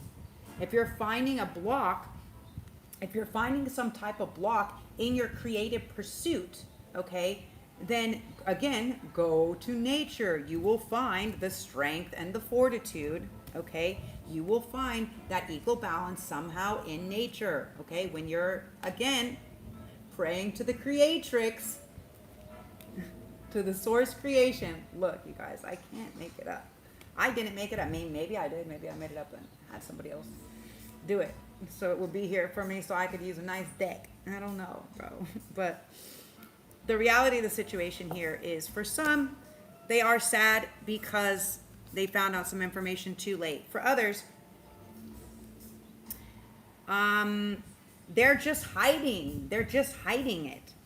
They're just still hiding their emotions. And maybe the reason why they're hiding their emotions is because, okay, what I'm picking up on, okay, someone could have tried to propose before, or could have tried to offer to take you on a trip before, or to do something, right? They could have even come all the way around the world to do it. For some of you guys, they could have tried to come up and surprise you. What happened is they came in as this blind lover, and they didn't actually offer, they didn't offer any flowers to start off with. And so when they came in, their world was turned upside down. And maybe the world made fun of them. Like, oh, you were in love with that person, but they were in love with somebody else. They didn't love you. That was all a lie. That was just a fucking secret. They were just playing you. And this person was like, that's it. I'm going to hide my heart. I'm going to hide all of my feelings and my emotions. I'm going to hide my heart deep away in this fucking cave.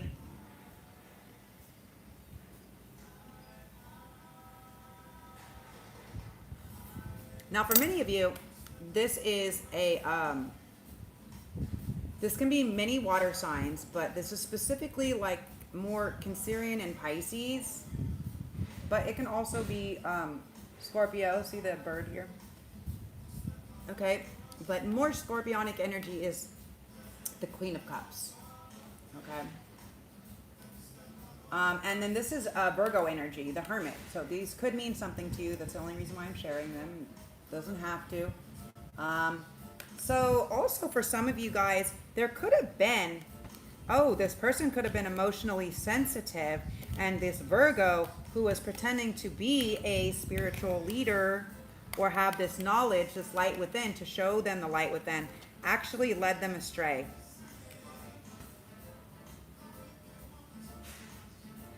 Yeah, look at this. They might have even done some type of death magic on them. This Virgo energy. I know who this is in my story. I talked about her the other day. So crazy. So crazy. Like I said, in my story, this is not a man. This is a female. So, yeah. And this is somebody that really, really, really basically told this other masculine, hey, this person abandoned you. right? This person abandoned you, you have to abandon them back.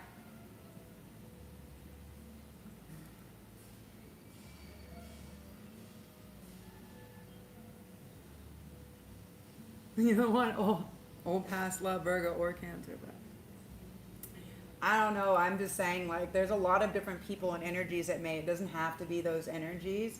It can also be that time of year. But for some reason, like I said, I just share what they prompt me to share. So it means different people at different times are coming in, and they. So for instance, so you guys can understand a little bit how it works, because time is not linear in the same way that humans believe that it is linear. So when I channel, and like you'll see many tarot readers say that their reading is timeless. Yes, all readings are timeless because time is not linear, first of all. But there is certain reads that are more prominent to the moment. But here's how it works. So imagine, when you're listening to a reader and you're like, oh my God, this sounds just like my story. But I'm not dealing with the Virgo or, those people, like, they're definitely not coming back. I know that they would never come back. But you're like, oh, but I know that this Taurus or whatever, you know what I'm saying? This is also this earth sign. Okay, this is a strong earth sign. So it can also be a Taurus or a Capricorn. It's just the most strong is the Virgo energy. But the thing is for instance, let's say someone's listening to it down the way and they're just like, oh my God, that sounds just like my story, except for it's a Taurus, and then, or it's whatever, and they're just like, but this can't be the person that I'm thinking about. And then I'm just like, you may be thinking of a Virgo, and they're like, what the fuck? It's like their secondary, sometimes I say things or throw things out there because they tell me to. So it's like somebody else's secondary confirmation later on when they come back to log into this. And they're like, this feels way too familiar. Is this person like brainwashing me?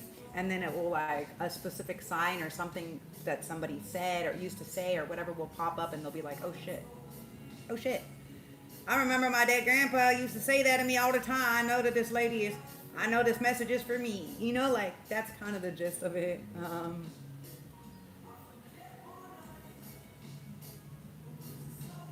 Yeah, and you know what? And that's okay.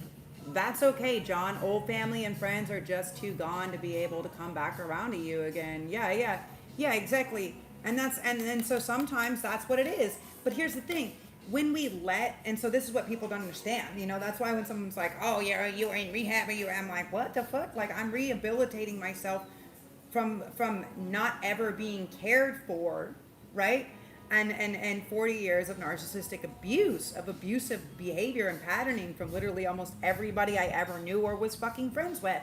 I went back to the US because I thought the rest of the money that I was supposed to pay off my neurological stuff with, I saw like a really cheap ticket, and I wanted to go to America to do this because because things weren't working, and I wanted to do this intensive treatment, and I knew in order to do it, I had to go to where it was, to where the people were actually growing the plant, because I'm so sensitive to pharmaceuticals. I'm like literally like super allergic. It's not even a joke. And so I was like, I have to go there.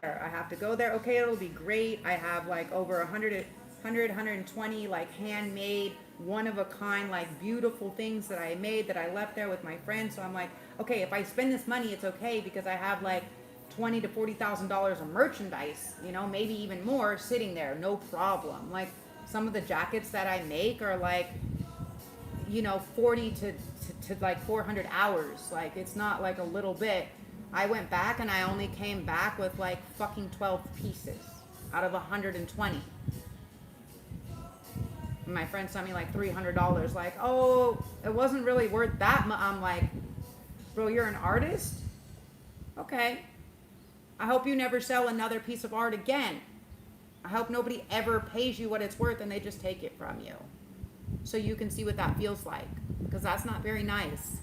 Because I literally was needing the money to raise to get back to my neurologist, which is what I'm still fucking raising the money for. So I had paid my rent for you. I paid everything. You know how hard it was for me as a person that nobody ever fucking took care of in their life, that had to caretake everybody else, to be able to actually get myself to a space, to pay for myself, to get myself the insurance, to get to the fucking hospital, to get all the stuff, to pay my rent for a year so I could be taking care of my health. than to go to America. And that's why people are like, oh, this should happen to you when you're a kid. No, I just went to America in January, where my stepfather beat the fucking shit out of me right before New Year's, fucking up me going on a fucking live radio show, like many things. This isn't something I'm dwelling on. This is something that just fucking happened because I didn't realize traumatic brain injury. I didn't know why I wasn't talking to all of them. I just thought I was being oversensitive. That's what everybody told me. Oh, you were just being over dramatic after you had brain injury. No, I just saw through the bullshit of who wasn't trying to help me. I'm sorry, you can't say you love me or you're my family if you don't even send me $1 or a cent when I'm broken from head to toe in a bed for fucking nearly a year, as if it was my fucking fault. I got ran over and drugged and left on the side of the road for dead.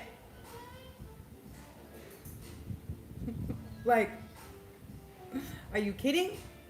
I was having to crawl to go piss on the bathroom floor, which I would then spray down because I couldn't stand up or get myself on or off the toilet. So, nobody ever fucking talked to me about anything because I know what this feels like and what this person did, what this fake fucking person did. Yeah, exactly. That's the thing. It's like, I'm not worried. I'm not begging. And even if people did give me money, I would still be teaching these kids fucking art. I would still be taking care of other fucking people and sharing the information regardless. Because it's part of who I am. Because I'm not fronting to be anybody that I'm fucking not. And that's what pisses people off. Live and direct. Straight to your face. Because these people can't get on here live and direct. They can't even come up with some shit like that. Like, this is what? In 3 months, the first time or second time you see me wear the same thing? I made all of these things.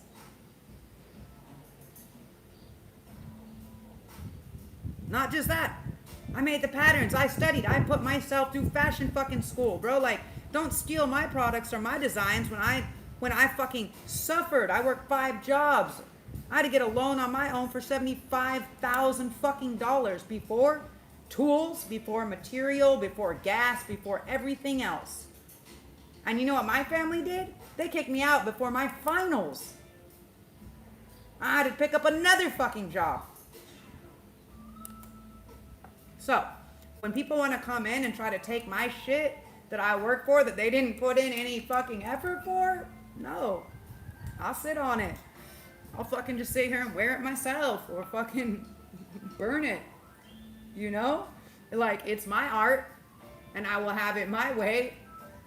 Like motherfucking Burger King, bitch. Or not at all. I don't really care. Like, I'm not willing. I'm like, no. When people are like, no, you need to shoot your shit. Like, no, you don't need to tell me shit, bro. I've been doing this for fucking eons, for lifetimes, clearly. If I can look at somebody and know the exact size and measurements without even having to bust out a ruler or fucking measure somebody's body and tailor shit to them, like, I'm good. I don't need someone to tell me how my art needs to be created. If you want to tell me about fucking accounting and marketing, if you want to guarantee me some fucking sales or some money, we'll talk. Otherwise, suck a dick, okay? Abandon that bullshit, okay? Because you're just going to make yourself cry, going to drive yourself crazy, right? And that's why I'm like, I don't even care. I'll just move on to another thing. I don't care. Like, I've traveled around the world reading cards and doing energy work for people. I created sustainable clothing for the world, waiting for the world to catch up, for the garment industry to be able to change. Why? Because the art that I like to create is one of the largest contributors to problems in the world. So I can't be part of the problem. I have to be part of the solution. So what did I do? I went and I sat and I spent a lot of time, years. You know how boring it is for a couture, avant-garde designer, one-of-a-kind designer to make basic fucking clothing? It's like torture. It was like torture. Only using black and white and fucking what? Bro, like, no. So, no, I'm not, like, and I make everything. Everything, bralettes, underwears for men, for women, everything. I didn't even start showing you guys any of the men shit. Like, what? So what this person did, what this fake ass witch did to this masculine, that seems to be really fucking sad right now, is they tried to pretend like they were a well of information. They tried to pretend like they were going to help them, but what they did is they only created a larger abandonment wound. So look at the Five of Pentacles is like this abandon, right? It's like somebody walking away from somebody, but you see what they're doing? They're babying them here. So what this shows me, and followed by this card, the Nine of Swords, right? Look at this, all these torturous, okay? So what can be happening, I'm picking up on two things, okay? What can be happening is also the ancestors, for instance, if you have a divine path and you're supposed to be connecting with a divine partner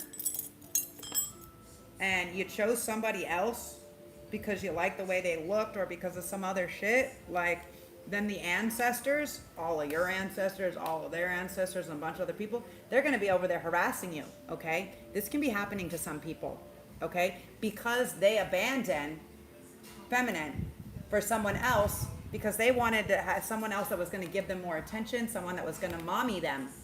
And now they're sitting here crying. Yeah, that's where the strength is coming in. They're crying. They're crying. And look,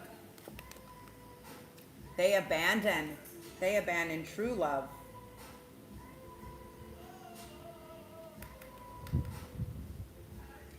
Yeah, we choose our own family.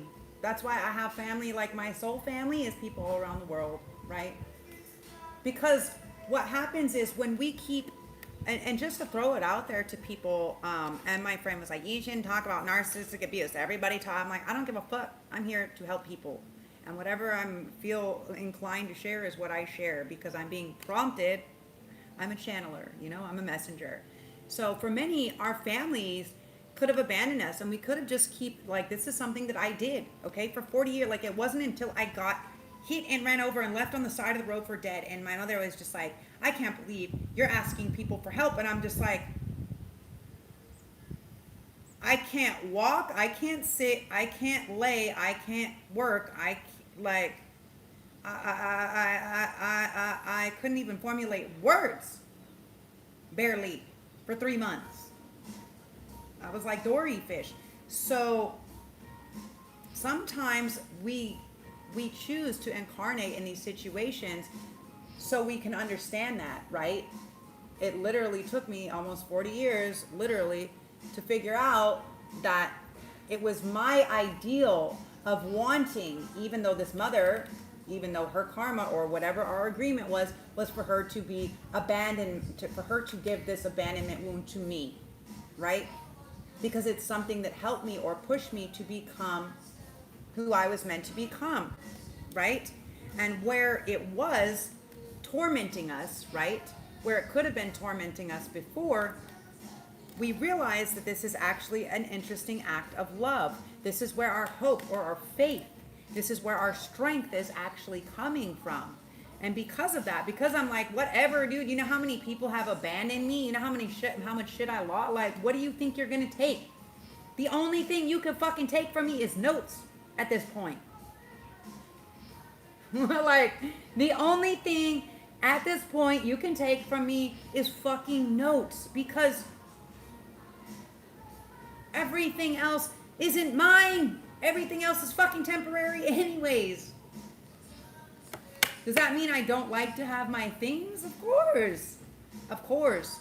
But also, like, when I get closer attached to my things, first of all, I'm like a triple Scorpio. So I'm like, this is very precious to me. This is like, this key is something that somebody made for me. Somebody made, well, they didn't make this for me. They made this. This is somebody that was selling. They needed money. They made this beautiful key. They made this beautiful key. They put this resin here from this very special type of plant and put it in there. One of my favorites. And I was like, yeah. I added this to it because I don't want to lose it. That's why I attached it to here. But the point is, when we have certain things, it's like a talisman, right? It's something that feels good to us. And so, yeah, like I have lots of stuff on my altar over here too behind me. I got like multiple altars and in my room as well. Um, and the reality is like, do I like those things? Like, yes, I like those things. But like, if you died today or tomorrow, what things do you get to take with you? You get to take with you like your good deeds and the knowledge and the memories. So for me, clearly, I can tap into things lifetimes through whatever. So I don't even know at this point. I'm not even 100% sure like what's mine and what is just like exterior. What did my friend call it? Like a cosmic gunk. It's like cosmic leftover gunk, right? And I'm just like, what? Okay. So anyways, so yeah, so this is what's going on, right? Is this hope, this faith, this, you know what? I believe in love, wherever that is. Even if this means I'm going to look different than what people want me to look like, right? Even if it means I may be going against what people think or this or that, okay? You know how many people were like, are you what were people asking me when I first came on here? Like really fucking rude questions. Like if I was circumcised and shit, I was like, what? Excuse me. You know, but like, again, how I choose to respond to it, I'm just like, whatever, you know, like, whatever. Like, why are you asking? Because you want to see if my dick is bigger than yours? Yes. Like, that's what I would say. Like, I don't have one, but my proverbial dick is for sure bigger than somebody questioning something stupid like that. Like, it's not your right to question that to somebody unless they're taking you home, bro.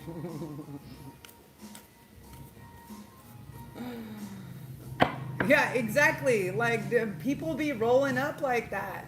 People be rolling up like, what color is it though? Like when I'm really dark, like now that my hair is white, like I know all these people over here wondering.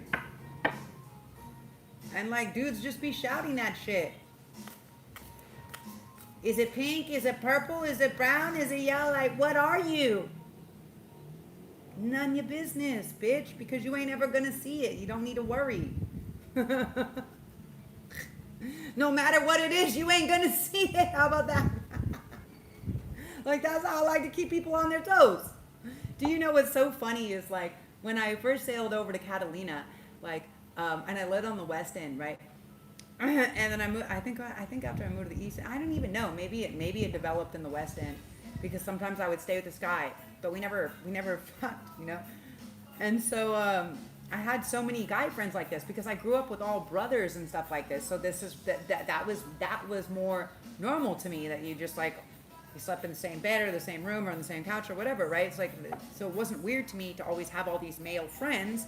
I didn't really think anything of it. I was always one of the boys growing up. It's just like as I grew bigger, I was obviously much more pretty. And so it didn't always play out the same, right? But when I lived on this island, right, they told me, like, okay, well, who's it going to be? Who's going to be your boyfriend? I was like, what do you mean who's going to be my boyfriend? Well, you have to be you have to be fucking somebody. You have to be, like, that's what they said, right? And it would be like, yeah, I do, but they're not like, I'm not into dudes. And like, I just said that because I was so sick of being on a small island where every dude was like, you're a chick. That means nobody's your boyfriend. That means you're claimable, right? Like, that means someone's got to claim you before someone else does. Like, hey man style. Something like this. So anyways, I was just like, nah, bro. And like, then who came? Oh, one of my girlfriends came to visit me. She stayed with me for a few days, but like, I'm just like, oh yeah, my girlfriend, you know, and I'm just like, whatever, because she's my girl and she's a friend, like she's a female friend, like, I don't really like, that's my woman, like, what? Like, that's my lady friend, like, everything else to me sounds weirder, but when somebody told me, but you are saying that those are your girlfriends, and I'm like, yeah, but y'all think I have like 100 girlfriends, like, what? I mean, they thought I was a boss. I was a solo sailor, right? I was sailing sailboats by myself, not needing anybody. So maybe they thought I had 20 fucking 100 girlfriends. I don't really know. But so anyways, in their mind, because I didn't have a boyfriend and because I wasn't choosing someone to have a boyfriend, and because at some point my girlfriend came over for a visit, they all just assumed I was a fucking lesbian. That was their assumption. And then when I moved over to the East End, my one homie that I became homies with was like, well, wait a second. He was like, you're not a lesbian. And I was like, no, what the fuck are you talking about? What? I'm not saying I don't like women. I'm not saying I haven't dated them before. I'm just saying, like, what? What are you talking about? And they're like, well, you know, blah, blah, blah, blah, blah, blah. And I'm like, I was like, someone just said that to me at some point, so I just let him run it. I was just like, yeah. Someone came up, no, but you're like this and you have to be like that. Because, and you know, it's like, what do you do when stupid confronts you? Sometimes you just fucking agree with it so it goes away. Ask a stupid question.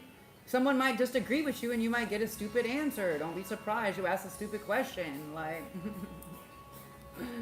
so if I tell you my pussy is prism color, you might believe me. And it may be. The way these people go fucking psychopathic after it gets taken away, it just might be a beam of fucking prismatic light, you know? It's possible.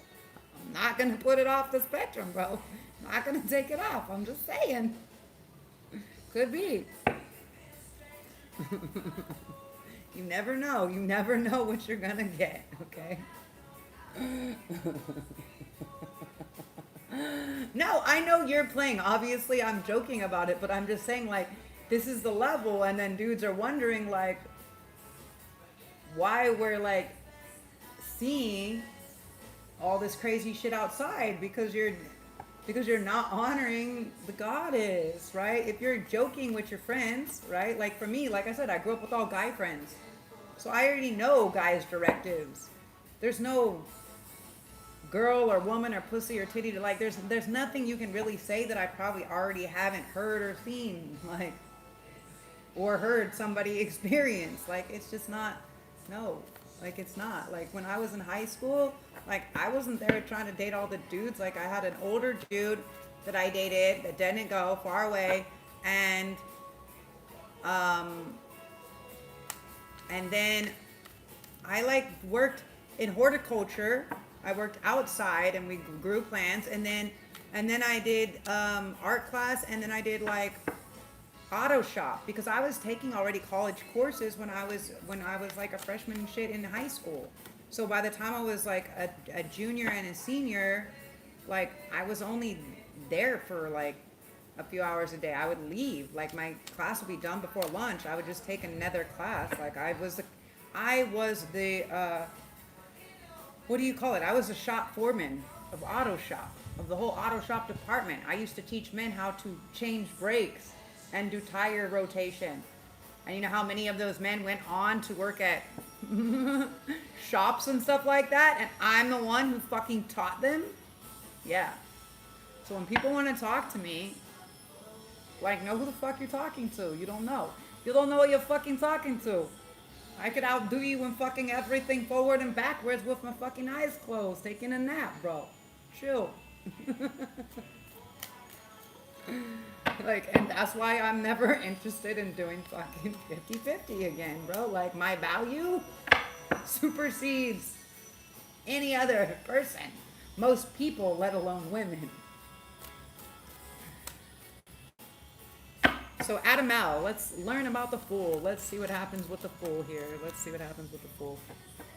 If you send me private messages, I cannot read them. Like, these screens are way too far for me. And now, actually, I don't know if I'll be able to keep doing videos, you guys. I've been getting these fucking stupid messages from the different things because like my phones are so old. Like these are iPhone 8 or iPhone 10 XR, which is basically an iPhone 8, right? So like now they're telling me like SoundCloud and YouTube and all this stuff that my device isn't available, that soon the program may stop working because the device isn't available for they stop making the update available for this device because it's so old. That's how I get penalized. I keep something so long and take such good care of it that I get penalized. Like, now no, your shit's so old, we don't even make a new update for it, so you can't do whatever you do anymore. They did that to me when I was out here I had like this old tablet and I used to do Zoom meetings. That's how I made all my money when I first came out here, reading tarot. And then they fucked me and I was like, like, yeah, I still keep going, bro. I'm on it. Can't take me down. Like, I ain't going out like that. I ain't going out like that. I'll just be out here. I do it. I'll do it. So Adamal, the fool who attained knowledge, which actually Adamal, you guys, I think I'm going to read to you about Adamal before we pull cards because I keep shuffling and no cards are coming out. So I'm going to read to you about Adamal because what's really interesting is when I got these. So first of all, a lot of my cards and decks I required. If you guys live anywhere in California, Los Angeles area, and you're interested in occult wisdom or esoteric knowledge. Now, I'm not getting a kickback, but hey man, Late P. Hall Philosophical Research Institute Library, okay? They have a dope bookstore there, and sometimes, like, I was always probably taking most of them, but sometimes there would be different people, like old occult people and stuff like that were from that area. And when they would donate, they would have like book donations and sometimes card donations and stuff. And so I would go with my friend and always be like, you're not going to buy a new deck of cards. I'm like, nah, bro. And so like a lot of these decks I got from this library. And so that it's like basically this, and I used to go and study a lot of this knowledge there. And they would only open this library for like 3 to 5 hours or something on Tuesdays. Because the level of books that are in this library, and shout out to my homie Gary, my fellow Scorpskiliac, happy birthday, bro. I met these crazy fools down at a dock one day randomly, and I started talking to them about different stuff about their boat and trying to drop some knowledge on them. And they're like, what the fuck, this chick knows all about the way. Can you tell us some stuff? And so anyways, I went there and I was helping him do some stuff and I was just like, this is so cool. And he was like, this is so cool that you helped me out with all of this stuff. And so he's like, I'm going to take you somewhere dope. I think you're going to like it. And homie took me to this spot and like it for sure. Like anytime I was in LA, my favorite spot. It's in Los Feliz. It's, look here. Philosophical Research Society, Los Angeles, California. It's in Los Feliz, okay, guys? Not far up the road from the big park. But when I was sitting one day and I was literally fucking just like cruising around, the cops had beached my boat and I had my little boat and I was trying to figure out somewhere to park it, but it was like way more expensive than it was because it was smaller, and this vintage motorboat was way more expensive than it was to have my sailboat. When you have the sailboat, you can have like a certain length of another boat, like a shore boat or whatever, to go with it. But I was like, what the fuck, right? So I was driving around and I was chilling. I would like to go down to Santa Monica because they have all these places that it's like a high cliff above the ocean, and you can kind of sit on the like under the trees. It's like more parky type area, so anyways, I would go there, and so one day I'm sitting under this huge tree, that I really like to sit under, and that was crazy at 1, 2, 3, 5, 4, and I was sitting under this tree, and so I started learning about this, right, because I thought it was cool because it was an angel deck, but the real reason that I initially got it, I mean, obviously I like to get the old decks, was because this deck of cards is actually similar, like the, like playing cards. Like actual deck of cards. So it's tarot is basically a regular deck of playing cards plus the major arcana on top of it. And so as I was reading this, as I pulled this card, I pulled out Adamal. It was like one of the first ones. I was like, okay, let's read. And I'm sitting there under this big tree and I'm reading it, right? The Gnostics considered the first man, Adam, to be an earlier superior being of the Demiurge. He came from the unknowable God through the spheres, gaining more materiality at each stage. He is associated with Jesus. As Jesus, he is superior, but he has no real life in him until he's imbued by the pneumatic life substance of Holy Eve. No life in him. The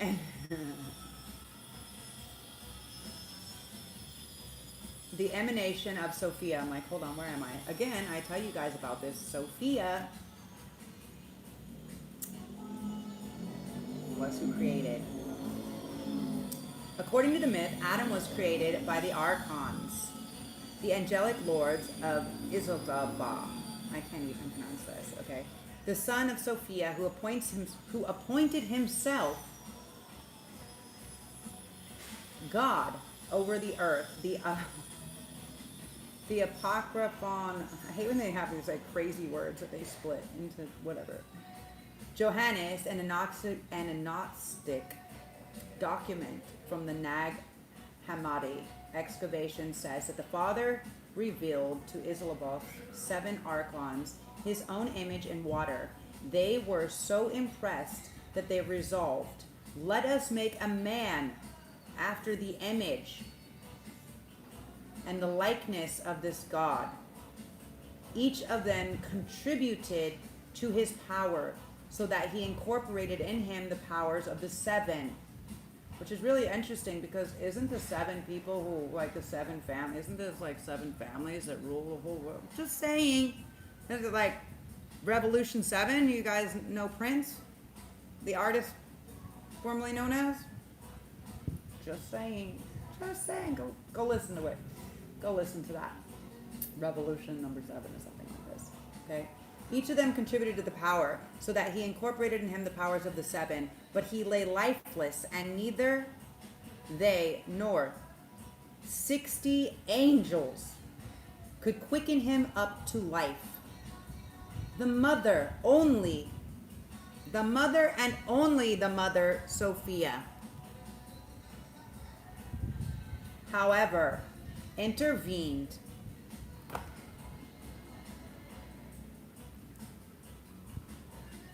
and sent Christ with his 4 great lights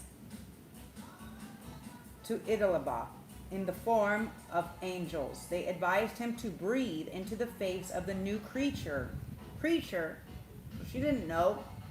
She didn't know who it was. The power that had inherited from his mother. She gave her life force to breathe into the creature. So we don't even know what they told her the creature fucking was, bro. We don't even know. That's what she sent Christ to do. To breathe her life force into the creature, which was this, Adam, to bring it to life. Christ carried Sophia's life force energy to bring into the creature Adam to create Adam and Eve. So you guys want to talk scriptures? Let's go. I do my studying. Anyways, he did so and thus transferred to Adam this power, so that Adam became superior both to his creators. So they made man to become superior. So whoever else was in there did that intentionally. The 7 archons and to Isilbah himself, which I thought was funny because I thought Isilbah, I would look, but my phone is going to die, so I can't. If someone can look that up. They're not Christian, but they are firmly grounded in Kabbalistic, alchemical, and Christian mysticism. Okay? So this is for my Christians and my Catholics and my Jews. I especially love me some guava juice. Some mango juice. So anyways, this is what's going on, right? This is the fool who attained knowledge. But I thought Islaboth was like I thought that was like a devil thing. So anyways, look that up. Somebody put it in the comments if you look it up. Islaboth and the powers then brought Adam down into the material world and fashioned him a body made of the 4 elements. God in his mercy sent Adam a helper, the soul or spirit within, the Epiphania of light, whom he called Zoe. You guys really don't believe me.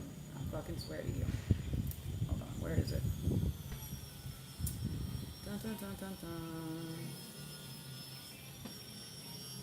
The Epiphania of light. Wait, where is it? Where are you? Here we go. You guys see? I can't see when I put it up here. Zoe.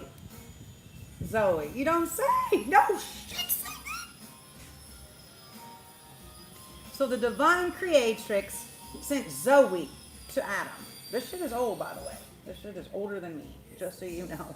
I didn't have this made. Okay? This was hidden in Adam, so the archons would not become aware of it. Now, it's something that you understand. The power of Sophia, right? And the mother that's re-rising, this dragon mother or this dragon, whatever, what she did is she placed the knowledge and the information within the soul's recognition. So as soon as we cut out some of the exterior noise and we get back into our intuition, this mother's intuition space, the heart space, when we have this heart breaking open, which is what the reading was starting about, this heart opening, then and only then can we tap this thing that exists within. Okay? That's what Sophia gave to us. So when we did the work, we would have the awakening. Okay. This was hidden in Adam, so the archons would not be able to come aware of it. Islaboth set Adam in paradise to deceive him, for its bliss was all illusionary, which is basically where we are now. The tree of life was intended to lead Adam astray and keep him from reaching his perfection. So again, this is third parties, okay? This is substances, this is overworking, this is anything but devotion to the mother and the feminine, divine. Lead him astray and keep him from reaching perfection. The tree of knowledge of good and evil, the tree of gnosis. Okay, let me show you this, guys, right here. The tree of gnosis, known as no other than Zoe. This is when I was like, what am I going to do? I lost my boat. I'm homeless. Everything is gone. And I fucking am sitting here. Shouldn't have spent my money on these cards. I was like, I spent the rest of my money on some fucking tarot cards. The same thing I always do. Fabric or tarot cards. Because it's the things that I love, right? That I'm most connected to. And then I'm sitting there under this huge tree. It's like, produces fruit. That they normally come in Santa Monica and like take it all off of because they don't want it making a mess or people getting free food or whatever. I don't know, but was no other than Zoe. Hence the command not to eat of it. No shit, divinity, knowledge, gnosis, the tree of good and evil.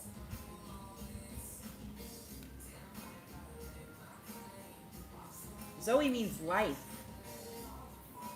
In case you guys were wondering, Zoe means life. So, and my other name means gift from God, or God has answered, or God is gracious. So, the meaning to live from the divine answered prayer. You think I'm here to talk to people about things? Probably. I don't know. What do I know? It's only in my astrology chart. And then when I found this, as I was reading it there, under this tree, I was like, what the fuck is that? Okay. So, to prevent Adam from perceiving the truth, that's what I thought. Islaboth brought forgetfulness upon him and then created another human being in the form of a woman. Zoe instigated them to eat of the tree of gnosis, and so they did. So I was the instigator? Am I the devil? Am I? Or, if you study older mythology, like Hindu mythology and stuff like that, the goddess or creators we're basically wanting human to be able to have the free will, which is where this comes into play, which is where people are like, well, Jesus died for our sin. It's like, no. We die, we choose to reincarnate to come here to enjoy ourselves or to learn our lesson, rather. Some of us just choose to fuck off and be addicts or over-enjoy ourselves, overindulge maybe, I don't know. But the reality of the situation is you're the only one judging yourself, first of all. So if you're like, I'm not good enough, then you're never going to be good enough, because how you view yourself is everything. Perception and projection is 9/10 of universal law. And that's why sometimes having these old families or friends around us that have these like minuscule versions of us still running in their fucking systems is why we tend to cut these people off. That's why. That's generally why. Because we can't keep running in this old version of ourselves. They haven't let that old version die, and we're not that version anymore. You know what, like, you're going to have to delete that old version of me because they don't exist. Like, I've lived on this side of the world over 6 years. I wasn't the same person. Like, people were trying to do weird shit to make me, like, when I went over there, my friend had to go to rehab. I was like, bitch, you need to go to rehab because I can't help. I've done everything to try to help you, but I can't. I'm done. I'm not going to harm myself. I actually missed going to see my grandmother, who is in her 80s. She made me miss the flight because she couldn't fucking control herself. And then her boyfriend fucking bailed out and took her to another fucking state to take her to rehab without telling me. Left me to take care of all of their animals when I'm supposed to be getting on a flight to go see my grandmother. So, yeah, do people take advantage? Yeah, because you've taught them the way, or because they just are inconsiderate pieces of shit. Whatever.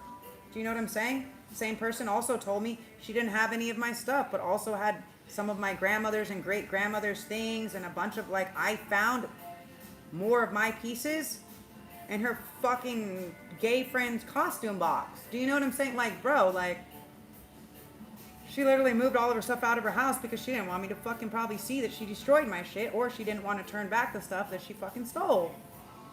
Like, that's not your friend. That's not your family. And sitting there trying to get me to take care for you because you're upset that I was gone and I was fucking babying your narcissistic bitch ass. Like, I'm not the same fucking person.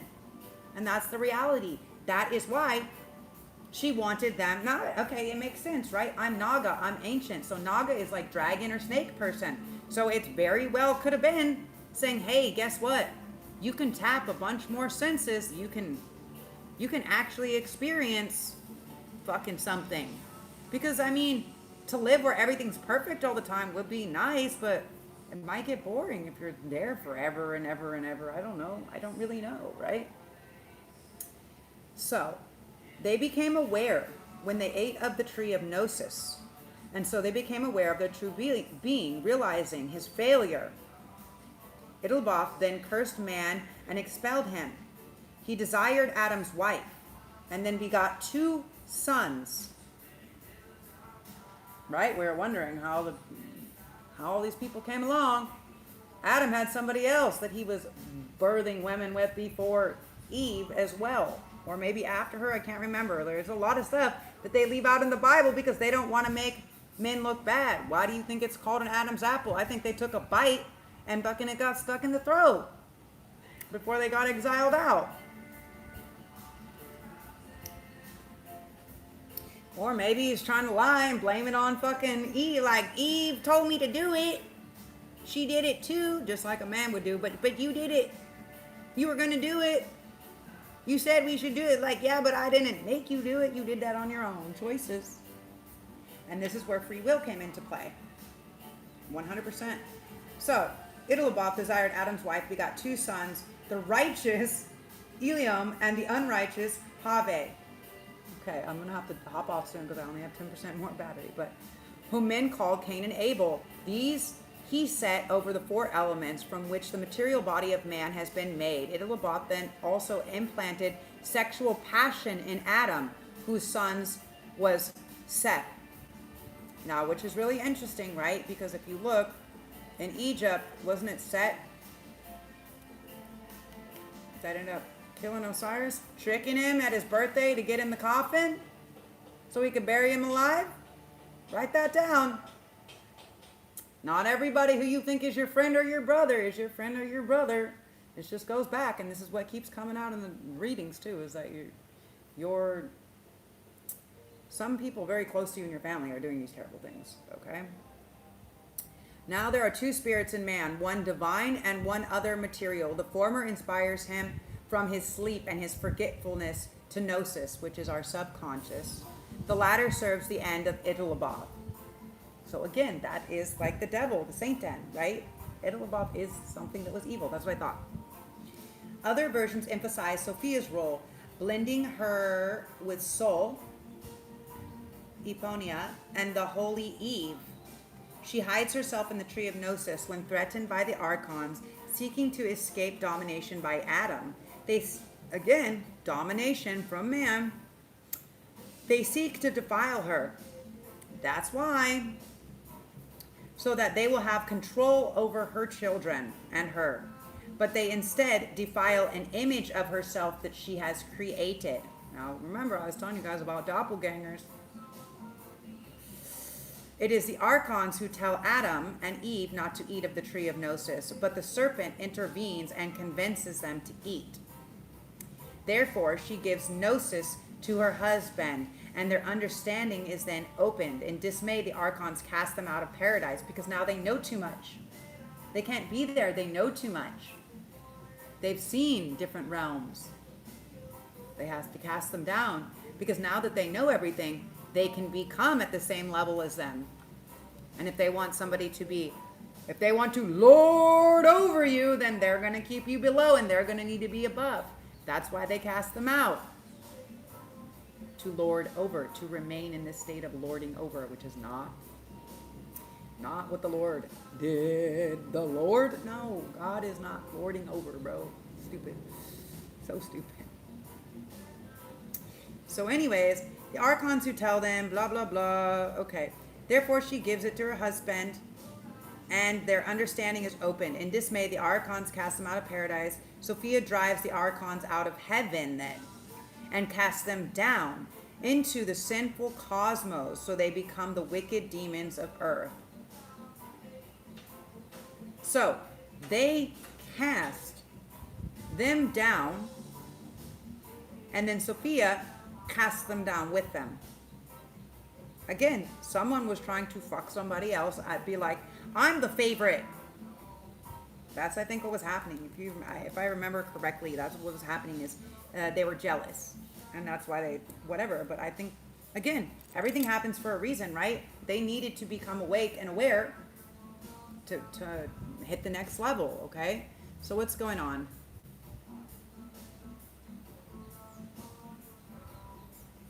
In another myth, Adam is originally hermaphrodite. His female part is split off to become Eve. So that's like coming from his whatever, from his rib or from whatever. That's what they say.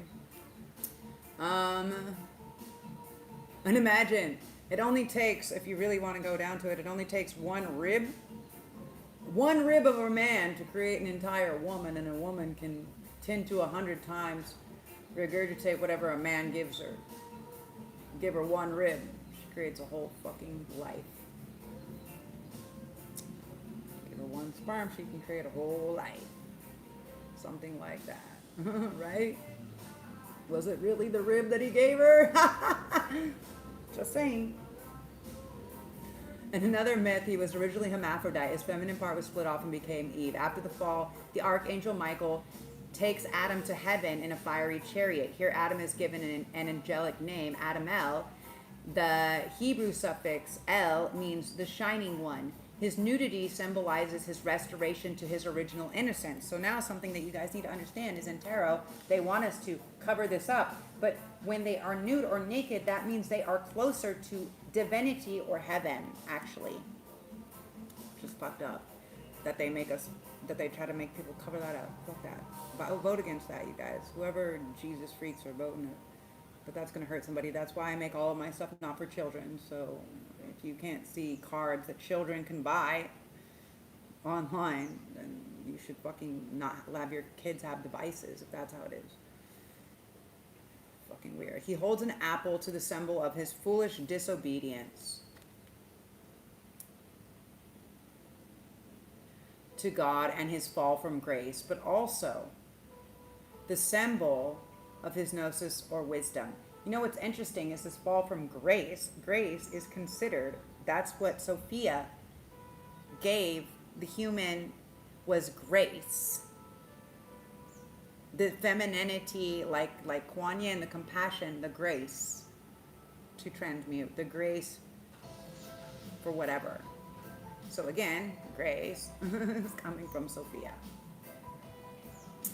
So anyways, Adamel represents the start of a spiritual journey in a sense, and his unrealized end or gnosis. The apple, in which is the round shape and red color, represents totality, wholeness, desire, and rightness. You are bringing your journey to fruition through a series of choices. Some of them are wise, some are not so wise. Thus, the apple also represents our downfall through our foolishness or foolish actions, or the reward of boundless nature, love, and immortality. Like Adamel, you possess freshness and the ability to retain innocence. The zest of the explorer who is not afraid to experiment, yet one who has not had enough experience to be wary of traps and pitfalls along the way. Perhaps you can even be a bit naive at times and tend to act on impulse without considering your consequences. Now, this is why Adam is also considered, the Fool is also considered like the Aries card, right? Jump first, think later. So, let's pull. Maybe it will give me a couple cards before we get out of here. But I just want to share that with you guys. So that changed my whole thing.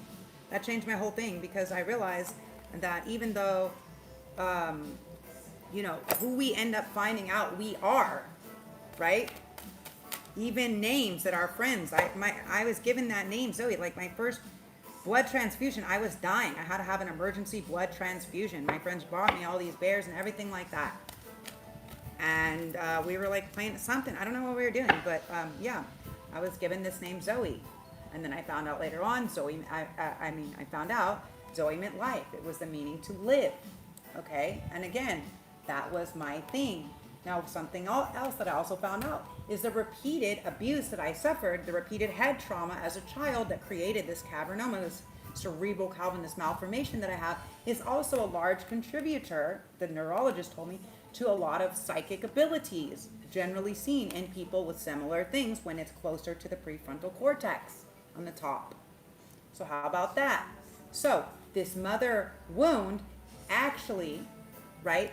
And the reason why, the reason why they were so supportive when I was small is because it was more of a normal thing. Now, after she had lost her mother, right? She lost her mother, lost my grandmother when I was like 8 or something like that. So my mom wasn't that old, right? She's like 22 years older than me, right? So she lost her mother when she was 30, okay? She was young. And my grandmother was only like 60 or something like this, right?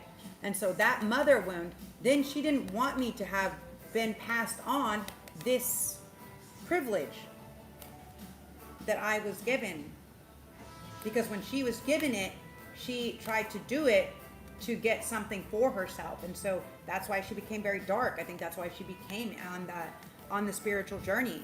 So for some of you guys, yeah, for some, you may make good decisions. For others, you may have started to create something. For some, this can mean that you did make a bad decision, and some of you can be getting pregnant, okay?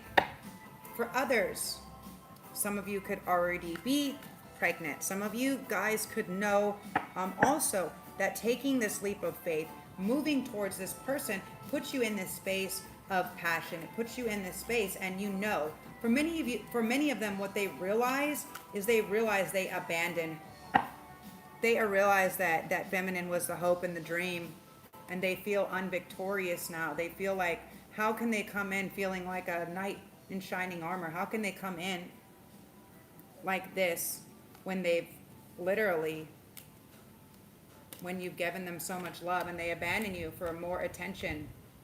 They abandon you. They don't feel like a knight. And that's why this Adamel energy, the fool who attained knowledge. So for some of you guys, what this could have done, Divine Feminine, is your spiritual capacity, or whatever, take how it resonates. the spiritual capacity that you actually, the work that one partner has done has actually triggered this other person into being like, well, I'm going to learn more. It can't be that hard. And as they sit down and try to learn, they realize, fuck, she be knowing some shit. She's creating things from nothing. They may have been studying a lot and realized no matter how much they study, like they're not getting it. And then on top of that, they're over here with Raphael, the angel of healing, right? So they may be trying to learn how to become a healer, but that's not going to work because whoever this is, whoever this karmic is, they missed an opportunity because they tried to steal your opportunity and they were trying to do weird sex magic. Okay, someone was trying to do sex magic on somebody. Somebody was, somebody is, whatever.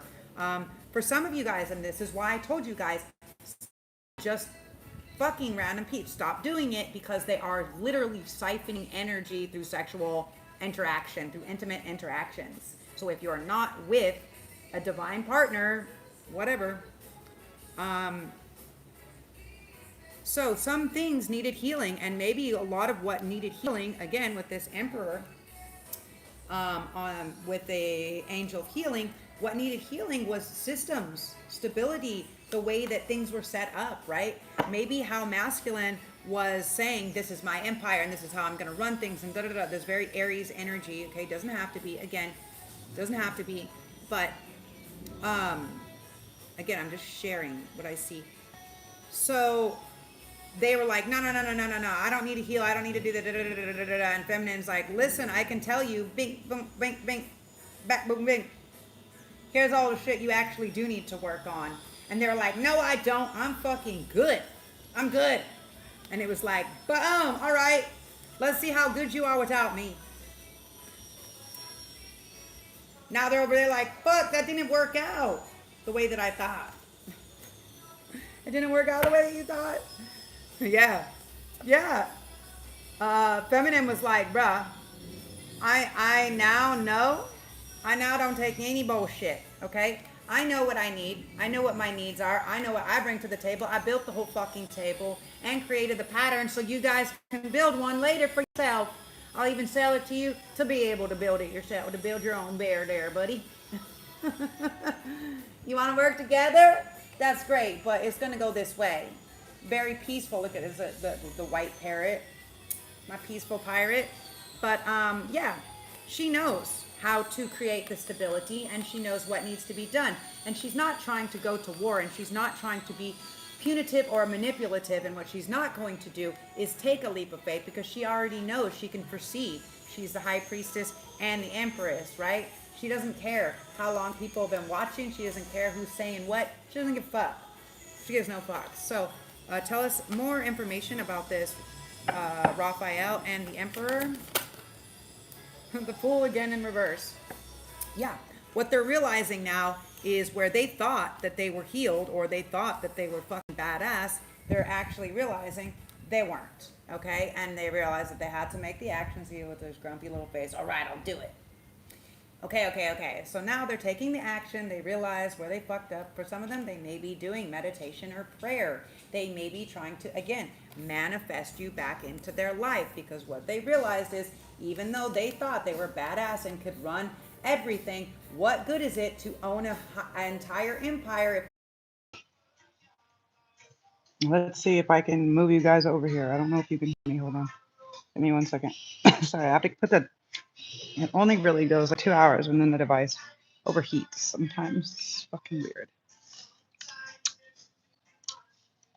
So yeah, that's the only reason, again, guys, why I'm funding and asking for fucking money because I just need some help. I would have had the money if I didn't have to keep re-spending money, but then if the last person that I sent it to actually spent it on the things that they were supposed to, I wouldn't have to worry about it. Let me see if you guys can actually hear me or not, though.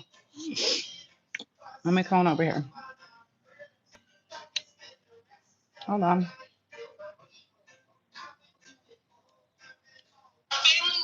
I wouldn't have to worry about it. Okay. Let me see if you guys can actually you can hear me. Hold on. Let me come on over here. You can, okay. So I've been wondering, because normally I can't plug in this device because it has to have headphones because the sound is broken, but you can hear me. These pick up a lot. I just had to make sure because I try not to use them to record because then I can't hear if somebody comes, but also I can't, like, sometimes they're blowing off fireworks and stuff. And so these are really intense. So anyways, you guys, let's see what I can get you here. Okay. Wants to sit there because it's got to be plugged in. So you're going to be here. See, can you turn a little bit more, please? So I could just finish these little cards there a little bit. Okay. Okay. So now you guys can see better. Hold on. Hey. Okay. I'm like, I hate that it does this. It did this the other day too. And then it's like cut off the end. And for me to come back like an hour later, like I can do it, but it's better like in the moment, right? So what I was saying is this angel of healing is helping, okay, is either helping feminine to balance the emperor within, healing that, okay? For some, it's not just mother wounds, it can be father wounds, okay? For some of us, it can be both, right? Get you a girl, get you a guy that has both. No, I'm just kidding. I wouldn't do it. But unless they've done their work, then yeah, they could be super helpful to you and many people you know, for sure. But what I'm saying here is that the stability, all of this, right? And this is why I tell people, like, that's why sometimes to schedule a private session, if you really have things that you need to work through, is like can be advisable, because you have to figure out where the imbalance is and then how to be able to work through it. And the longer you pretend as if it's not an issue, the more it persists. But like, I don't believe that we should be doing things the way that we've been doing things. It's a very old, outdated system, and we need a newer way to do things, right? Which is why I initially started studying a lot of different things, right? That's why my method of doing this healing work, like Raphael, is more like Psych K, right? Where we're really figuring out where the bottom of the problem is and sitting there and feeling it in that space and processing the emotion and then integrating, like, right? Because it's not just about, like, you can read all the information, right? Like I can read all the information. I can read you every book of tarot. You can read about what every card means, but it's not going to mean the same thing, right? As I explain it to you, how it works with something else, or as you physically are seeing it while you're hearing it, you're getting more out of it. That's how I feel, at least. Maybe I'm just old and his old school way of thinking. But when I get to see and hear and feel, I can learn better, right? I'm like, I'm super kinesthetic like that. So where there is, and this is how I realized what I needed to heal, my shadow work that I thought I had healed because I had made friends with my father and that part of the family before I came to this side of the world. And I was like, okay, that was cool. But I didn't actually do all of that healing work. That's why even when they put the black magic and try to do all that crazy shit on me, right? Like when they did all of that, it still broke me on my whole right side and on the heel. So when I went back and I did the metaphysical mapping, I realized what it was all related to. Different types of wounds or bruisings or traumas or things like this that are happening on different sides of the body are because those are like our traumas, our dis-ease becomes dis-ease. It becomes in the physical, it becomes physically part of something. So it can turn into cancer, it can turn into psychosis, it can turn into a skin flesh eating disease, it can be whatever. But it's like wherever someone hasn't been honest, right? Wherever someone hasn't been honest, right? So for instance, let's say there was a mother, right, that didn't get to be a mother, okay, that didn't get to nurture her child or whatever. She could develop cancer in her womb or in her breasts, right? Like that's because where it's linked to, right? Just like this man who was always jerking off, right? Secretly, not telling his family or his wife or anybody like that, right? And then later on down the line, he had like stage 3 or stage 4 fucking cancer and they couldn't do anything, right? Because he was hiding it. And so that's what happens. That's what starts to happen within your body. And so that's could have been what was going on here is this person was like, no, I don't want to heal this. I'm an emperor. I'm ruling my empire and I can be foolish if I want. I'm going to do it. I'm going to do it how I'm going to do it. I'm going to do the healing work how I'm going to do it. And she was like, nah, nah, you're not. Because the empress isn't a fool and the high priestess for sure already seen it. Okay. So if she's got to rule on her own to remain in the sacred divine to prevent the emperor from trying to enter her while still dealing with these foolish things, then she's too divine for that. Like, you can only touch her if there's none of this other shit.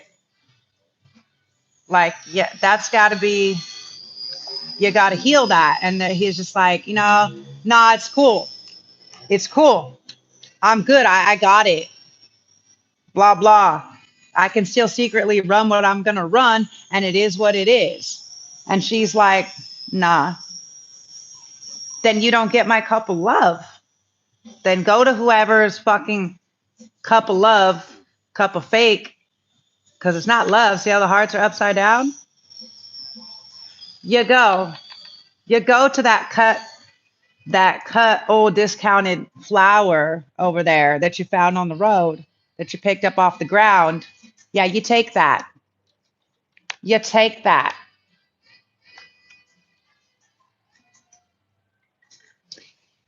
And why do I say that, you guys? This is why I say it. First of all, because the emperor has a very ass look on his face, first of all. This is indicative of Aries energy. Doesn't happen. And the Fool, I believe, is like Piscean. I think Piscean energy. But do you see the look on his face? Okay. And then look at the Empress. Look at the look on her face. She's like, bitch, I already been knowing for hella days, for fucking eons. And then look at the Empress's lip. She's like, yeah, you've seen me before. I'm so famous. My imagery is so famous. I'm burned into every famous female image, flower, anything that is feminine you've ever seen or felt. That's how you see the look on her face. That's what I'm saying. Then look at the look on his face. Fucking grouch. Like, nah, I'm fucking above it. She's like, nah, I'll send you flowers, bro. I'll send you flowers. Like, don't worry. It's, they keep showing me this and they keep bringing it up. There's like this story and I don't know it that well. That's why I haven't shared it. As a Scorpio, I like to be very, tell you exactly like what is going on. Is that my little kitty back there? Just a little lazy kitty.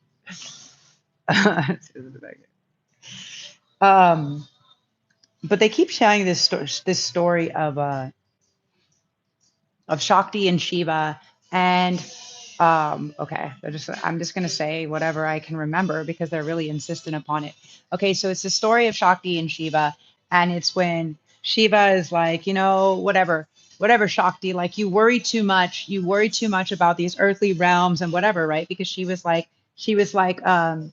the Demeter, right? She was like growing all of the plants and the trees and going around and taking care of the people and the children and the animals and was like nurturing them, right? Mother nature, nurture, heaven and earth, right? So she was nurturing them and he was like, listen, like, well, I don't have time for this, right? This very emperor energy, right? Ass energy. I don't have time for all this shit. I got shit to do, like I got empires to run or whatever. And he was like, you don't really need to go through, like, you're doing too much. You're doing too much. And she's like, but I love all of these things. I'm doing the things that I love. I'm taking care of these beautiful creatures that we created together, that we created out of love. And he's just like, no, no, no, no, no. Like they don't, that just leave them be. Leave them be. And this is why a lot of the gods were mocking them, right? Because they were like, how could you be gods and let people be down there murdering and raping and destroying and doing all of this, right? How can you do that, right? And so that's why they were judgmental. And but they were like, but the point was, is we gave them free will. And so, anyways, he was like, whatever, just leave them alone. So she does, right? She does. And it's kind of like the energy of like when Persephone goes down to the underworld and everything goes um, from spring and summer, from everything blooming and blooming and blooming to winter, right? Because she was what was keeping everything growing. So anyways, I'm like, how can this be moving? It's on a stand. I'm so afraid since the tablet fell last time. I'm like, don't break my last. So anyways, she was because it won't record on this other phone, only on this one. But this one doesn't have any sound, so I'm using this. So anyways, so to me, it's Persephone. Good job, Brain. Good job, Brain.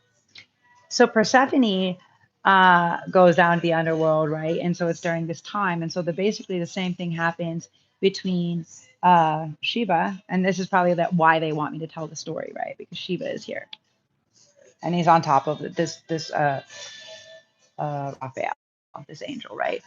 Okay, so Lord Shiva, transcendence, rise up, honor your inner four steps are being given, dance with the universe. Okay, so this story of Shakti and Shiva, or maybe it was Parvati, because she had different, because Shiva would really piss her off. So there was different consorts. Shiva actually had like 3 or 4.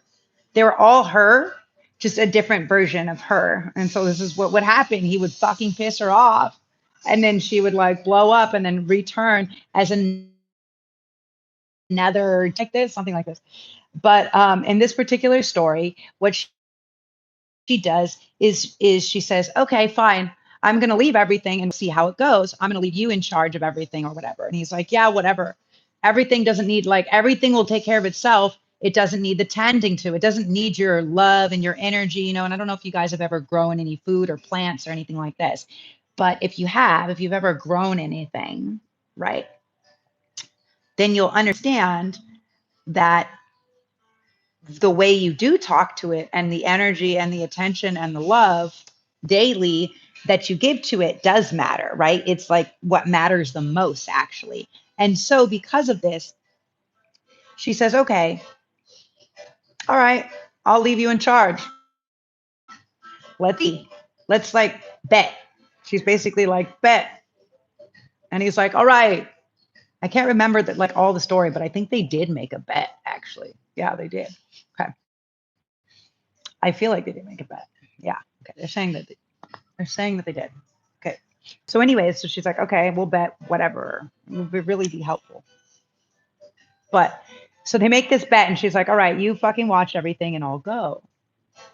And so she was like, yeah, cool. For sure. I'll watch everything. Don't worry. I got it. Like, I don't even need you here. Not everybody needs you here. Like, you tend to everything. You over attend to everything more than you need to.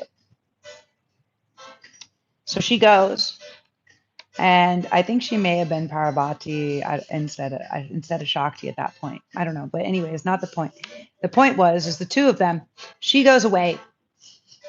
She goes away from the earth, and what happens is the crops start withering, the trees, everything. And he's just like, what? And everything is going, and people are fighting, and just all the stuff is happening. The animals are dying, like all of the stuff, all of the lands, and it's covering this like famine and death or whatever. It's like coming across all of the lands, covering all the lands. And he's like, where is she? Where is she? Where is she? Like freaking out, like calling and trying to send people to find her or whatever. She went to some other world or the other side. I don't know what, I don't remember where she went, but, and so finally, before the last, like the last tree, I feel like that's how the story is. Before the last tree is like when it's dying, she comes out and he goes, oh my God, oh my God, oh my God, my dearest Parvati or whatever, you're here, you're here. We need you. And she says, what do you mean? I thought everything handled itself. I thought you didn't need feminine. I thought you were good. I thought everything was perfect and that you didn't, that I was putting in too much energy and it didn't need it because it all operated. You created it as the God for it to all operate perfect by itself. But you took out that human component, which is interesting, you guys, because it's right where we are right here, right now. It's right where we are at this point in time, right? I really want to find the name of the story, but it's literally where we are at this moment in time, because we're now, okay, I don't know if anybody else has experienced it, but I be experiencing it all the time, and it gets me going because there's some times when I want to call or when I go somewhere and I want to deal with a human. I'm just like, I need to talk to a human. Calling and they're like, sorry, we can't fix your problem. It's one of these things. And I was like, it's none of these things. I just need to chat with the person. And it's like, no, you can't. Well, you can go on a list or whatever, you know, or you need to like, but anyways, this is a whole thing. Sorry. I'm sure it makes a loud noise. Hold on. So anyways, this is a whole thing. And,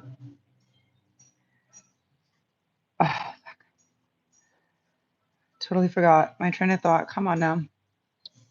So anyways, Parvati is like there and she's like, oh, what do you mean? I thought everything was working fine without me.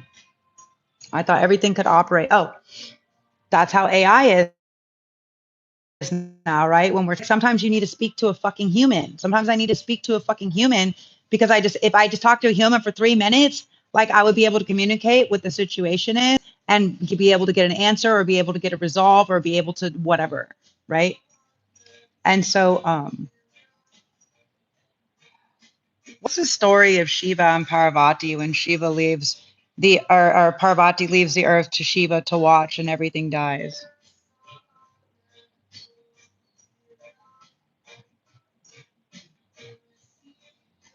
I don't even have, you guys, like everything I read here, like I don't read anything off of a prompter.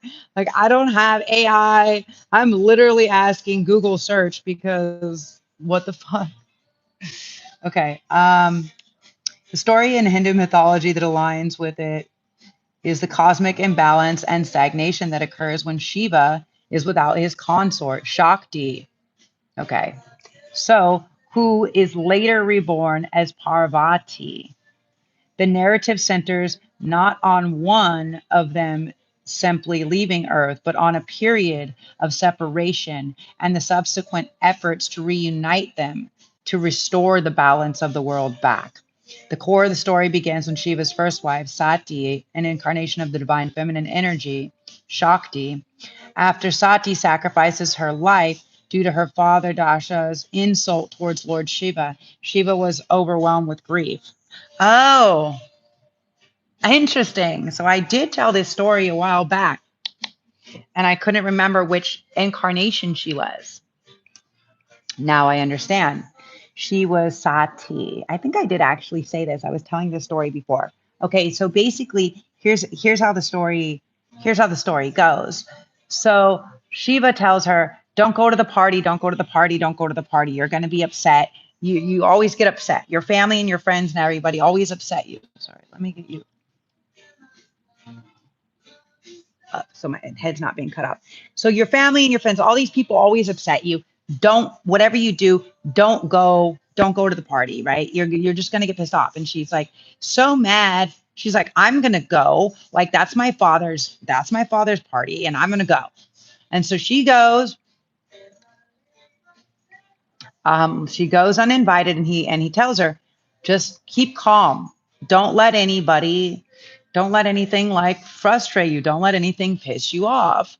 And so she's like, yeah, whatever. And she goes to this party and she sees that they're making fun of her for being with Shiva, that he's like this bunk ass god because he likes to party and do all these other things. And he's letting he's letting people murder and rape and poison and whatever little kids are being murdered and on drugs. And, he was just like, nah, this person is a bad, they were making fun of him. They were mocking him. And she got so angry.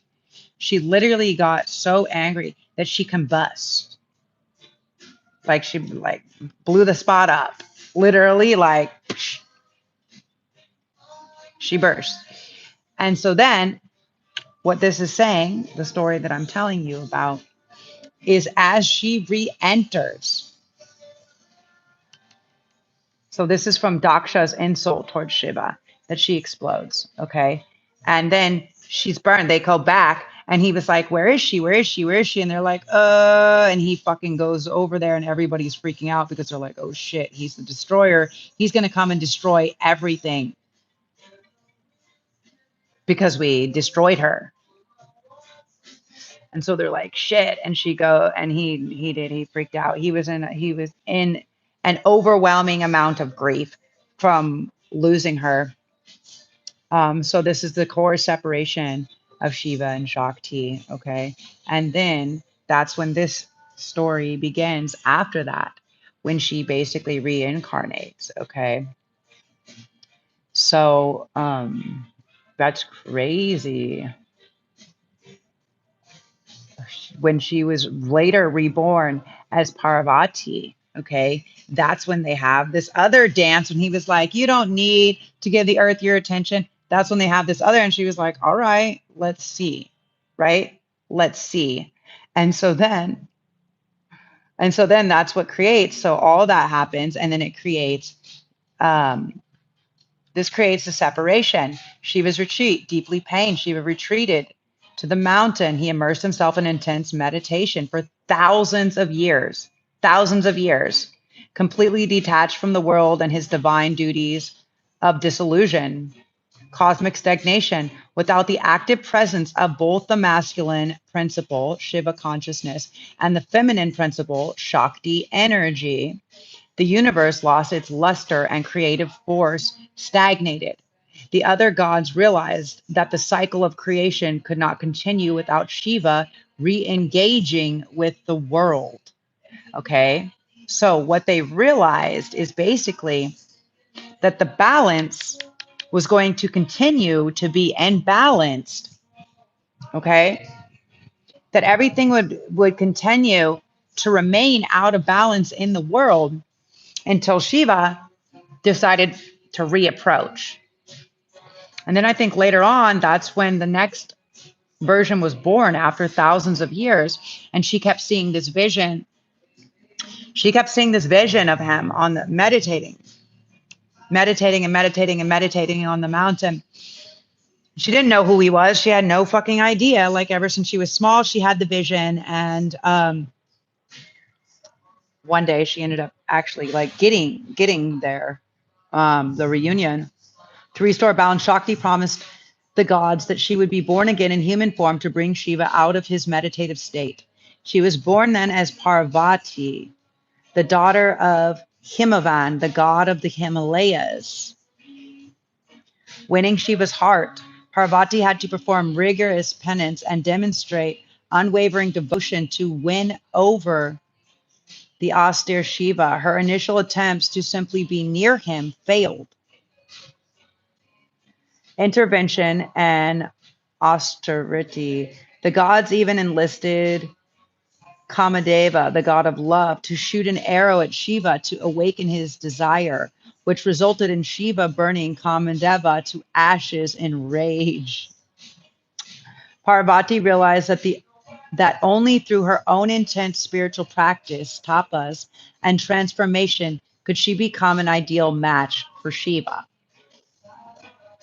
Which is actually funny because if you think about it, if this was the last major time that masculine and feminine were separated, right? So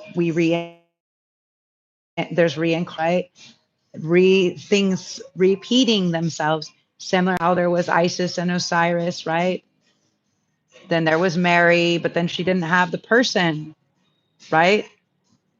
She birthed Yeshua, but I don't really think, even though she birthed, she was still kind of by herself.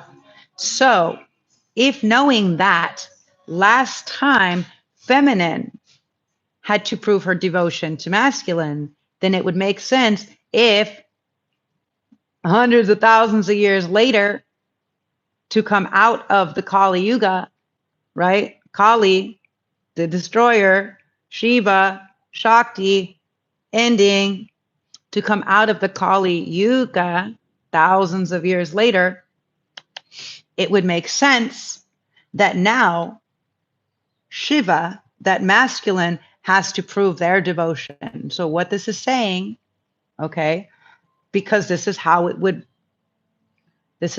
be, right? This is how you transcend. So for instance, let's say Isis first, she re-rose Osiris from the dead, not once, but twice, right? To be in the state of love, but she still birthed the child with his member missing or conceived.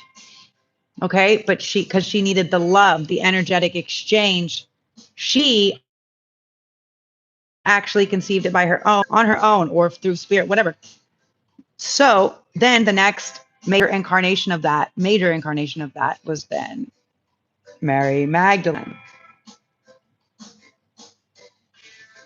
So why?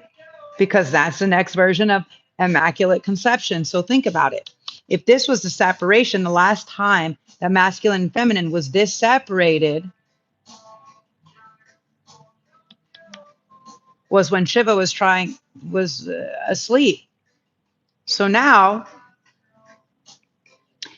what's happened is feminine has been like, all right, you didn't show up to show your devotion, to return your devotion. Okay, well, I guess I'm sitting here as emperor and empress, or as high priestess, running this empire. Maybe that's why high priestess is on top next to the emperor. And that's why the emperor is under healing. There's healing that still needs to be done, right? Because what is this here would mean, in the state of reciprocity of masculine and feminine coming back in, the devotion would be returned to the feminine. In cosmic balance. So that's why I say what it says here. Excuse me.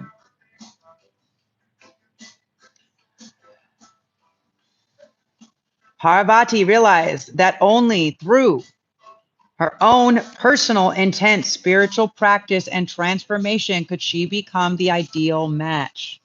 So now in reverse.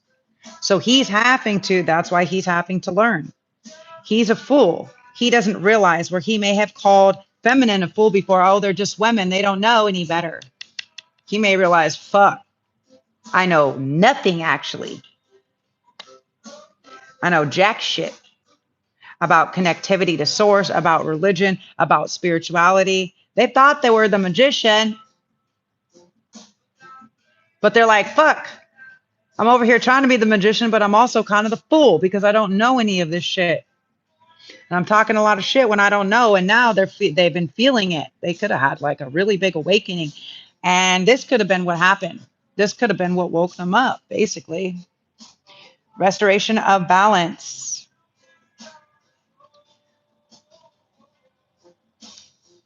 Her severe austerities generated immense power that finally stirred Shiva and made him realize the depth of her love. Shiva, filled with admiration for her devotion, finally accepted Parvati as his wife. Their subsequent marriage and union restored the balance of power in the universe, in the entire universe, allowing the cycles of creation and destruction to resume as normal. So basically what this is saying, which is what they've been telling me, is we're fucking caught in a time loop until masculine decides to find the balance with feminine. And that's why feminine is like, listen, remember, I can do immaculate conception. Do we need men? Yeah. Um, you guys, stop acting like you own everything when you're the fool, because you still got a lot of healing. You still got a lot of work to do. And you ain't going to get that love. You ain't going to get that love back, you guys.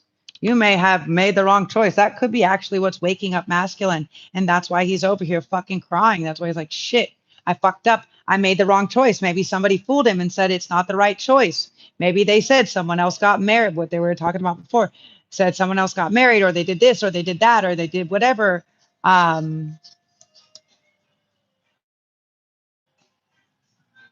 Good morning, Gav. So yeah, what basically like this Two of Cups in reverse. So I pull cards, right, as we're coming back on. And what I saw, what came up, which tell me what you think this story means. I saw the devil. Okay. So what this tells me is you made the wrong choice. You made the wrong decision. You were driven by physical, worldly, like you thought somebody looked better, or somebody was giving you more attention, more look, more attention, or someone was letting you be more of a child or be more into your addiction or whatever it was. But they weren't offering love. They were doing it for their own. They were trying to do something very demonic right back at you, because they are low vibrational frequency entities that are stuck in the heel in this earthly realm. That is what this devil is about, being stuck in this earthly realm. Very Taurus energy, but the devil is actually Capricorn. It's very earth signs, okay? Also Virgo. Doesn't have to be, but in here, it looks very much like a Taurus. So someone basically maybe convinced you that they may have convinced them that they didn't have a chance, or to create some type of fight or something like this with the feminine, that they wouldn't be happy, or that they weren't emotionally secure enough, or that they weren't going to be, maybe that they couldn't offer them a family, maybe that they didn't want a family, maybe that I don't know. Whatever this other person, either they chose, okay, they either chose physically another person, or a substance, or a bad, some type of behavior or addiction, right? So they're just like, whatever, I like hookers and blow, or I like pornography, or whatever their fucking deal is. I don't know, but that's what they chose. And somebody that they thought was their family, that they thought was really close to them, got them on board with that decision. And now what they realize is all that's cost them is the actual family that they were going to build, and their emotional contentment. We're here fucking distraught by themselves. Okay? It's that song, Just Me and the Devil. And look at this Modest Yahoo song in the background. And now they're just like, fuck it. Fuck it. You know what I'm going to do? You took that away from me. They could be bailing out. And I think they're going to go. They're like, you know what? I'm not going to listen to what anybody else tells me anymore. I'm going to take my own fucking ass to offer this cup of love. I don't care who says what. Okay? They don't give a fuck who says what. They figured out what they needed to, which is they figured out their balance. Somebody might have told them that they're never going to be healed enough, or whatever is going to go on, and what they may realize is like, yeah, they realize that nobody's coming in as a perfect, fully healed person. There's a lot that has to be healed as we come into relationships. Okay, but what this person was attempting to do, or what they thought that they were able, they didn't want to bring that on to feminine's back, because that's something that feminine already, I think it's a little tail wagging, that feminine already maybe had to deal with struggle, is what they're telling me. That was already a big struggle that they didn't want to put on them. But they found balance, and then the 10 of Pentacles, okay? So they may have trying to be They may have been waiting for something to be paid out. They also may have been waiting for you not to talk to somebody specifically, not to take action to somebody specifically, so they could come in and make this offer.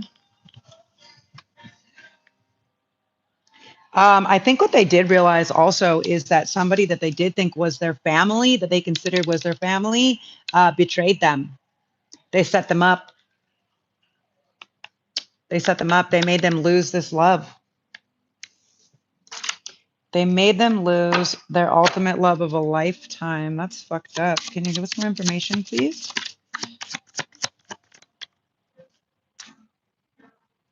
The Nine of Cups. They were jealous. Somebody was jealous of your wish, of Collective's wish fulfillment. Go figure. That's always the way. They were jealous. They literally tried to take away your wish fulfillment. Why, please? For what reason?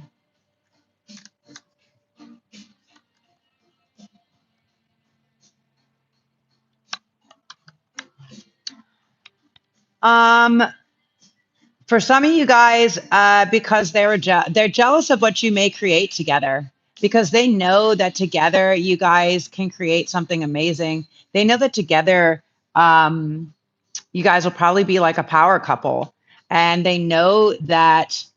Well, for some of you guys, I'm hearing that the masculine knows that they may be a little bit like that they may have to step in as the feminine, kind of being their teacher in some things, but they're okay. They want to learn.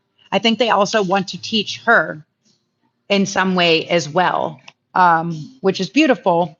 But the reason why this person did it is because of this. Is because they see them as this. I just keep hearing power couple apprentice. This is somebody who works to get the abundance, who's ready to learn. Look at this dragonfly. Oh my God, you guys, come here. Come here. Come here. Come here. Come here. Come out. Come out. I know. No. Come here. Come here.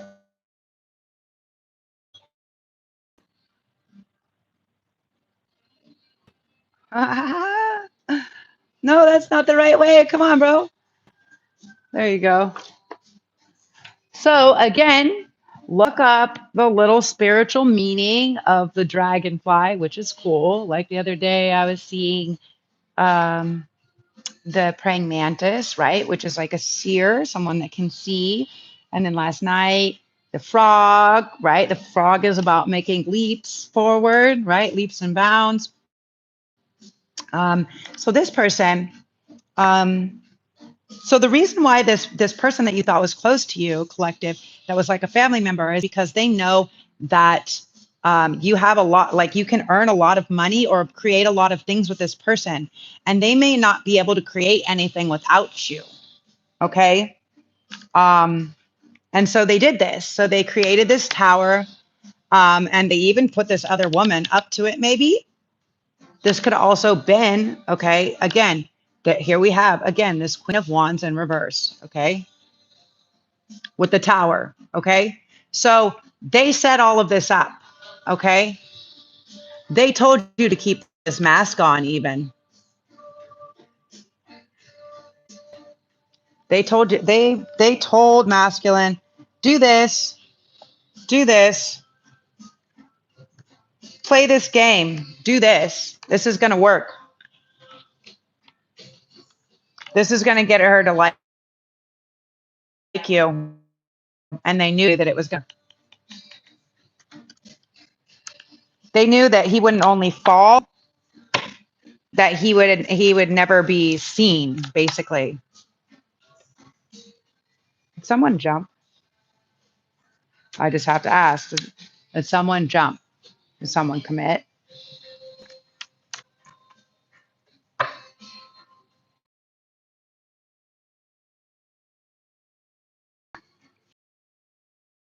There wasn't stability there with feminine.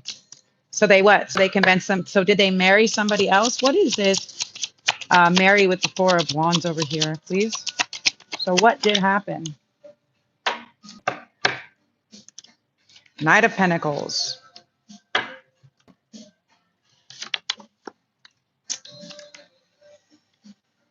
Four of Cups. No.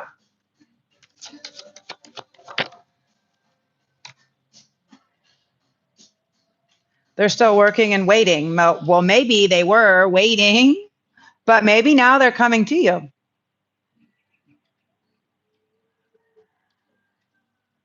Before they maybe were manifesting, they maybe were working towards it, the Knight. This is someone that for a long time. So this is somebody that's actually, okay, so the secret, now there's many secrets that came out here, okay? There's a couple of secrets that came out here. The secret here is this person is super in love with this person. They are in love. That's why the Lovers is there. They see them, their whole world is, their world is upside down without you, feminine. Their world is upside down. They are lost. They're in the dark without you. They're lost in their emotions before, where they weren't expressing their emotions or their love, where they weren't sharing that with you, feminine, where they were keeping that hidden, where they weren't treating you the way that they should have, like the world. Now they're lost. They're in this darkness, seeking this light or this lantern, but not realizing that you are the lantern, that their whole world is upside down. They may have tried to, yeah. And that's why, because this Lovers, because this flame, this red thread or this red string between the Lovers, right? It's like they follow it. It doesn't matter. Blind or not, you can feel that flame. Hello. Blind or not, he can feel the flame. It doesn't matter if there's other people. It doesn't matter. It doesn't matter. It doesn't matter if he tried to. For some of you guys, they thought that they were going to get married to somebody else, and then they ended up changing their mind. And something that could have even happened is the reverse, because they were probably thinking, I should make the decision. I should make the decision. I should make the decision. Like they didn't want to tell them. They didn't want to tell them that they were in love with you because they thought it was weird. Because they thought that they would think that there was always a third party when there wasn't, when there was really nothing between you guys in the physical realm. But on the spiritual realm, you couldn't stop feeling this person. It was like your soul was like, this is non-optional. So what happened, I think, actually, you guys, is this person could have this guy could have ended up getting on a new path because he may have caught the wife who he was going to marry with this third party, which ultimately ended up making the decision. So he didn't have to make the decision. So he may have been like, I got to tell her. I got to tell her. I got to call it off. They may have been like, I got to call off the wedding. I got to call off the wedding. I got to figure out how I'm going to do this. And while he was there planning on how to do it, she got caught in the act. Something like this. Yeah, she got caught in the act. She got caught with somebody else. And then have to, okay, and then what happened? And then what happened? So now what is this? 6 of Swords? 8 of Cups. They had a big fight and he walked away. They had a big fight. He had a big fight with the karmic and said, fuck this. I don't care. I don't care if I walk away to nothing or to no one. I don't care if I walk away from everything right now. Just give me a minute to take my breath. And then I'm going to go towards this thing. Even if it's a lot of emotion, right? The moon is our emotions. It's our secrets. It's our secret self. It's the way that we love. It's our soul, what's connected. Also, it's like our cosmic connections. So yeah, they got in a fight, I guess. They got in a fight. The karmic and collective got in a big fight and he left or told her to leave. For some, he could have kicked her out.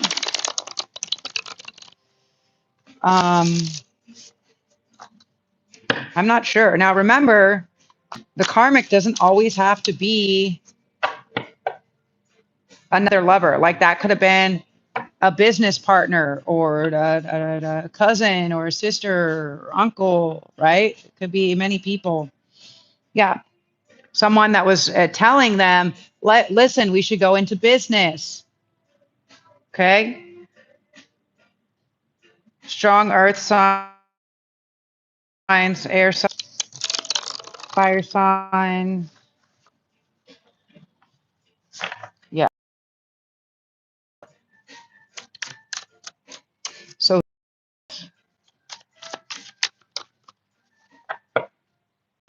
they got happy at the beginning because something came to light. They came into this partnership. Oh, so they may have tried to do another business deal. For some of you guys, it could have been a marriage, but it could have just been an agreement. Yeah. They could have just caused them too much stress and it was not fair. And they could have just had to walk away from their wish or their hope or their dream. A bad business deal. For some of you guys, this was an agreement, a business deal that went bad, not a relationship. And for some of you guys, it was someone that was rather close to you. Okay. Could have been a lover, family member. Yeah. And now they're just like, fuck. How do I walk away from this? I have to create something new. And now they're like, yeah, I'm walking away. I'm creating this new thing. But for some reason, they're sneaking. They're sneaking or hiding, or they feel like they have to. Why? Two of Cups, Four of Swords. Okay.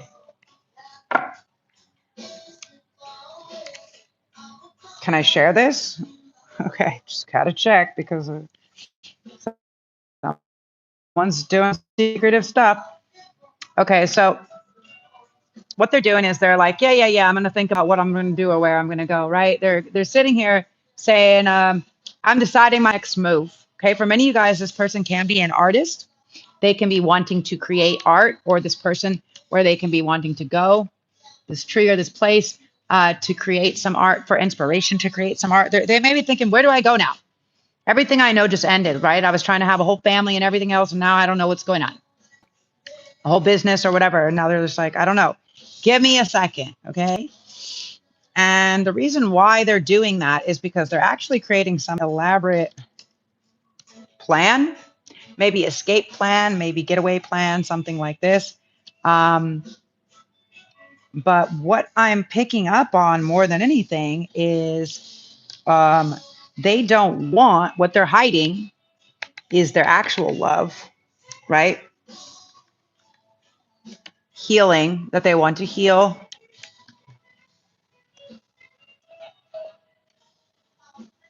That they want to go towards this other union with the high priestess, but they don't want anybody to know. See how the high priestess is upside down? See how they're all upside down? And I looked at it. No, the deck wasn't upside down. This was just very specific. For some of you guys, this can be that somebody was sneaky, and in their sneakiness, they tried to create some elaborate fucking side story. Okay, and they thought they were clever, but they weren't. For some of them, instead of thinking they could get away with hiding something, they destroyed their love. Okay, for some of you guys, they destroyed their love, and then they had to go away, and they're not getting this union anymore. And they knew that before they made that choice. And they knew also that feminine would figure that out, that she would know even if they didn't tell her. So they actually made the choice to try to fucking hide somebody from someone that sees everything. Hide something from somebody that sees everything. That was their fucking mistake. Should have just been honest. Always be honest.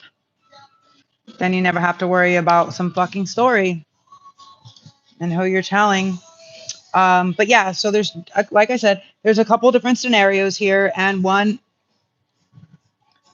is that this person is actually hiding because this other karmic is fucking psychotic, and so they're creating this whole fucking thing so they can go, so they can actually come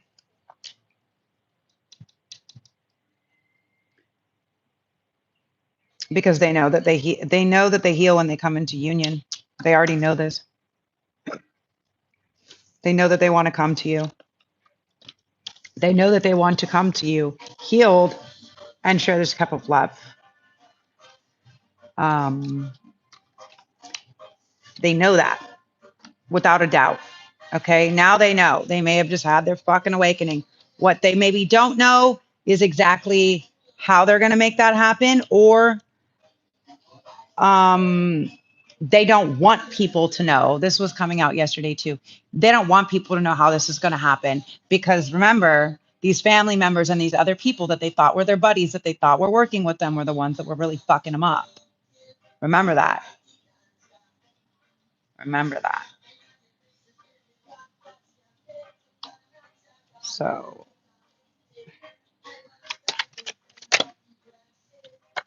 yeah, they want to go towards a connection where the reciprocity is equal. They also want to figure out how to create that, and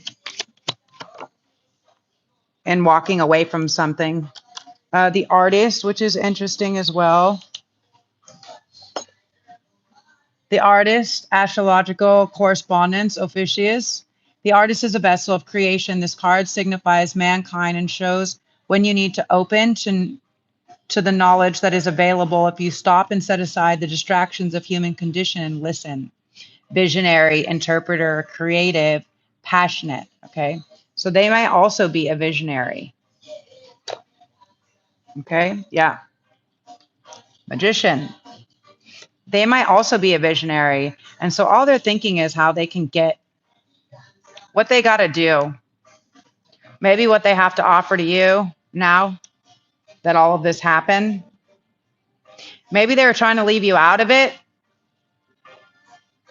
Okay. Maybe they were trying to leave you out of it. Maybe that's why they were trying to hide. That's what's been taking so long. Yeah. They're not hiding from you, but the thing is that feminine is so intuitive. She feels that you're hiding something from her. This is like also like Scorpios, like don't surprises, right? I know, like I'm intrigued too. I'm like, what is this story? But yeah. So he's not trying to hide from you, okay? He's trying to what do you call it? He's trying to prevent you from seeing him be upset, but he's also trying to prevent you from feeling bad because he knows that you're hyper empathic for people. So he doesn't want to cause any pain or sadness to you because he knows that you will feel sad. Okay. Because these people are going to lose their homes and their money and their mental stability. For some of them, it can be some type of parts. I don't know. I'm not going to go too deep into that. But this is what he's been hiding. For some of you guys, he could have been healing part of that wound. Also, he could have been working with other people. What I'm also picking up on. Yeah, look at that. 10 of Wands. Fucking hell of work. So he could have been working with a bunch of these other people who he thought were your friends or who he thought were his friends that he's now figuring out are actually not, that are against the situation. But he couldn't just like cut them all off one at a time, but he has slowly cut them off. But now it's like mostly all of the shit is all on him now that he doesn't have all these other people. Okay.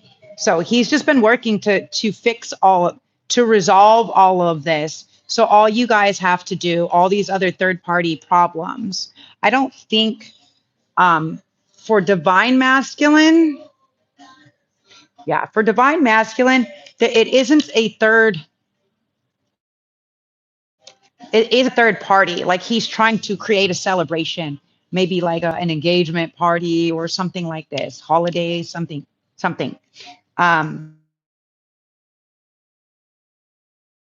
But what they were trying to do is they were trying to bring back a lot of people, maybe family members or people from your past, because they thought that would make you feel good. Now they're realizing that actually a lot of those people are the cause or the source of your instability. And so now it's created a lot more decisions or choices that had to happen, right?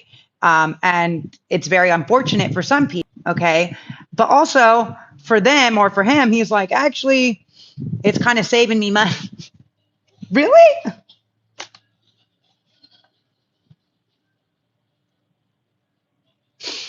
Yeah. It's actually getting him more forward.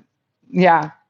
But it's also, he's also a bit stuck up, not stuck up like this, but he's hung up on, that's why the hangman in reverse, he's hung up on what all these people did to you. And he can't believe that even after all of that, you still have the ability to be kind, to just not even care if these people ever apologize or resolve the action.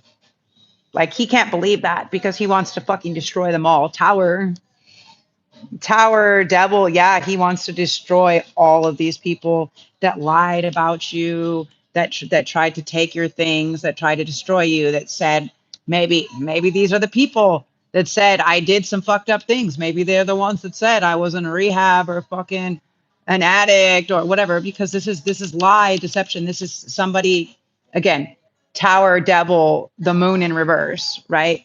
This is people that were fabricating big stories, maybe to try to fuck you up from other people. Okay. Yeah. Again, look at this. Another deck. It doesn't matter what deck. Queen of Wands in reverse. Yeah. Trying to make you miserable. But now it's not working. Okay. You didn't, they try to make you lose everything. They try to make you lose your home and your money, and it's not working.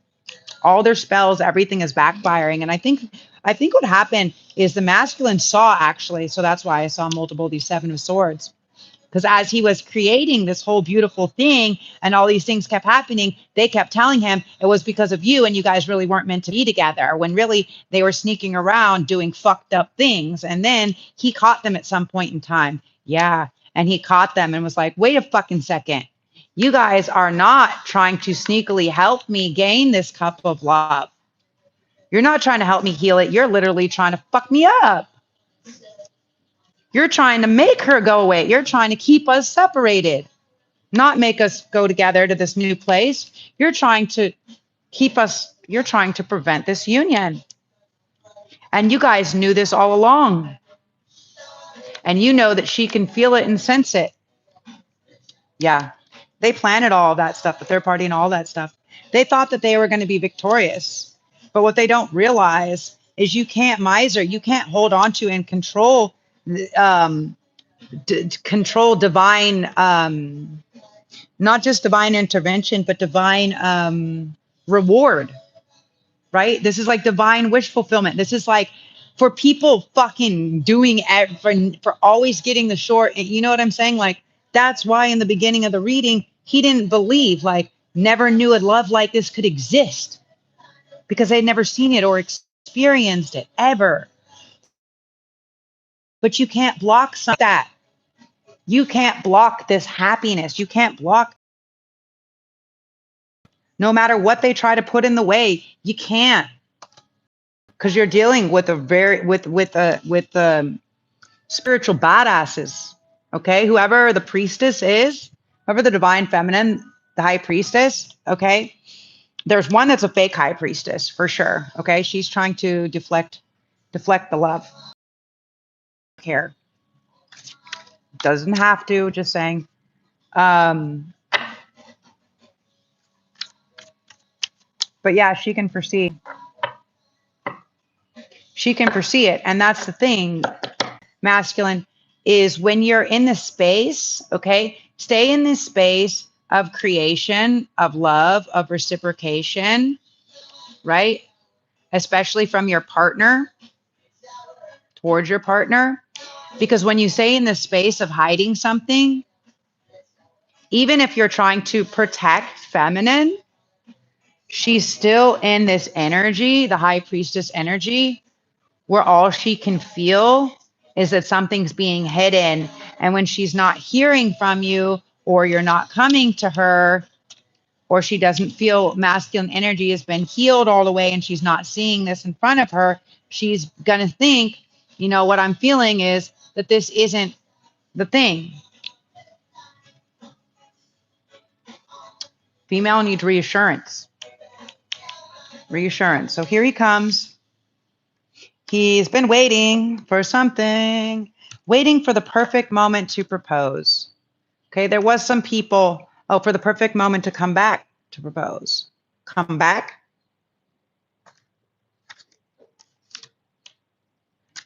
Somebody had to really work a lot. Okay, they could have been working on it since July or August, since Leo season. Since August. Okay, because these are all eights. 8 of Cups. So normally when the 8 of Cups is upright, they're walking away from something. But when it's with 2 cards like this, Strength and Working or Apprentice. But see how this is 8, this is 8, and this one is 8. Triple eights. That's a lucky, that's a winner. That's abundance. So when it's like this, it means they're coming back. They're returning. And in this sense, they're returning stronger because they've done the work. Now they may be returning still ready and humbled, saying, listen, I'm strong. Okay. For some of them, they may have tried to do the work and they couldn't do the work. That may have been why they walked away, to go and do all these things, to heal, to whatever. Maybe they can't tap your same level of knowledge or wisdom or spirituality. Okay. And they accept that. But where they do succeed or excel is in creating the stability and the safety, right? Where they excel is this King of Pentacles. So they want to come in and offer you the stability. For many of them, they may want to be like your manager, your business partner. They may see everything that you do and say, listen, I have the strength. I have the work ethic. I'm going to come back in here. I'm going to, they may be like, let me be your investor. Let me be your business partner. Let me be your manager. Let me be your manager. I just keep hearing that. Okay. They want to figure out how to make it happen so there isn't a bunch of third parties trying to come in and take this from you. Okay. Because they know how hard you've worked. Okay. And they've worked hard also. They've worked hard, okay, because if they're coming in as this King of Pentacles energy, then they worked hard. Then they have money. They have assets, money. Yeah, they want to celebrate, okay. They want to celebrate, and they didn't want to come in with a small offering or imbalanced offering because they know that you're going to foresee it. So they know that they only have one chance. Yeah. So they better make it count because they know if you say no, that they're not going to ever come out again. They're going to go full hermit reverse mode. They don't know what they would do. They don't know. Be secure, not accepting no for an answer then, masculine, I guess, would be the thing. Best. And that's kind of the energy is, well, they don't want to fight. They want to come in and say, listen, I know I missed the opportunity. I know I fucked up. I don't want to fight. I am here in service. Tell me what I have to do to work for it. That's why we just saw the 8 of Pentacles and the Strength. They're ready. They're ready to put in the work, whatever it takes. Okay. For some of you, that's what's going on. Okay. They know they've had enough time to do the work and they've taken a long ass time. But for some of you, the actual divine masculine, they weren't sneaking around. Okay. The only thing that they were sneaking around is trying to prepare things for you and taking a long ass time. Okay. They see you as this empress. For many of you guys, they do want to come into union. They may have been preparing themselves. Yeah. They may have been hiding because they weren't in good condition. And what was taking a long time, it may have taken 3 to 6 months, 3 to 7 months, something like this. What was taking that long time is they actually, for some of you guys, now, this isn't for everybody, obviously, but for whoever it is, they were taking this time to actually become, to get themselves in balance, okay? To give you the time to find yourself, to be single, to be free, to see also, to see what you would do, who you would run to. Which you didn't. But for many of you guys, They are super excited because they have been preparing themselves. They have been working their asses off, maybe fighting, okay, to maybe get healthy. So if they want to impregnate you, okay, yeah, they can't come in like a child. They have to come in like a full ass, like a whole father, like a whole adult father, like a whole I'm ready. Yeah, they have to be ready to commit. Leap of not acting like a fucking child. Like they can't come in fighting. They have to come in ready, um, ready to shoot their shot. Bags packed, ready to go. They have to come in like that. They know that. They have to be ready. Look at this. This fool is more poised. He's not like falling off.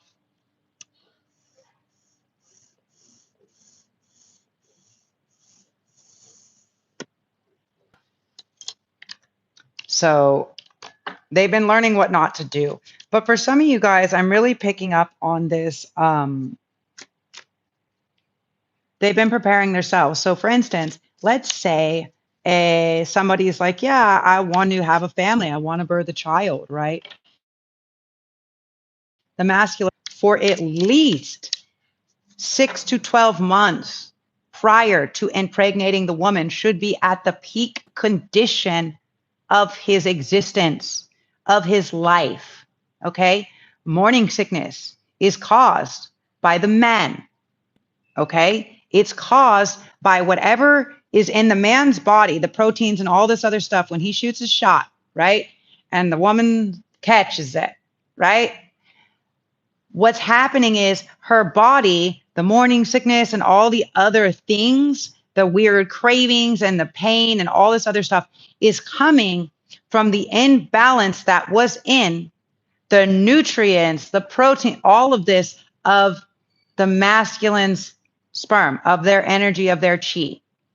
So if you want to have the best healthy child, think about it. The woman has to create this environment, has to not drink, has to not this, has to all of these things, even after the child is born, still for another whatever, 9 months or a year, however long she's nursing the kid.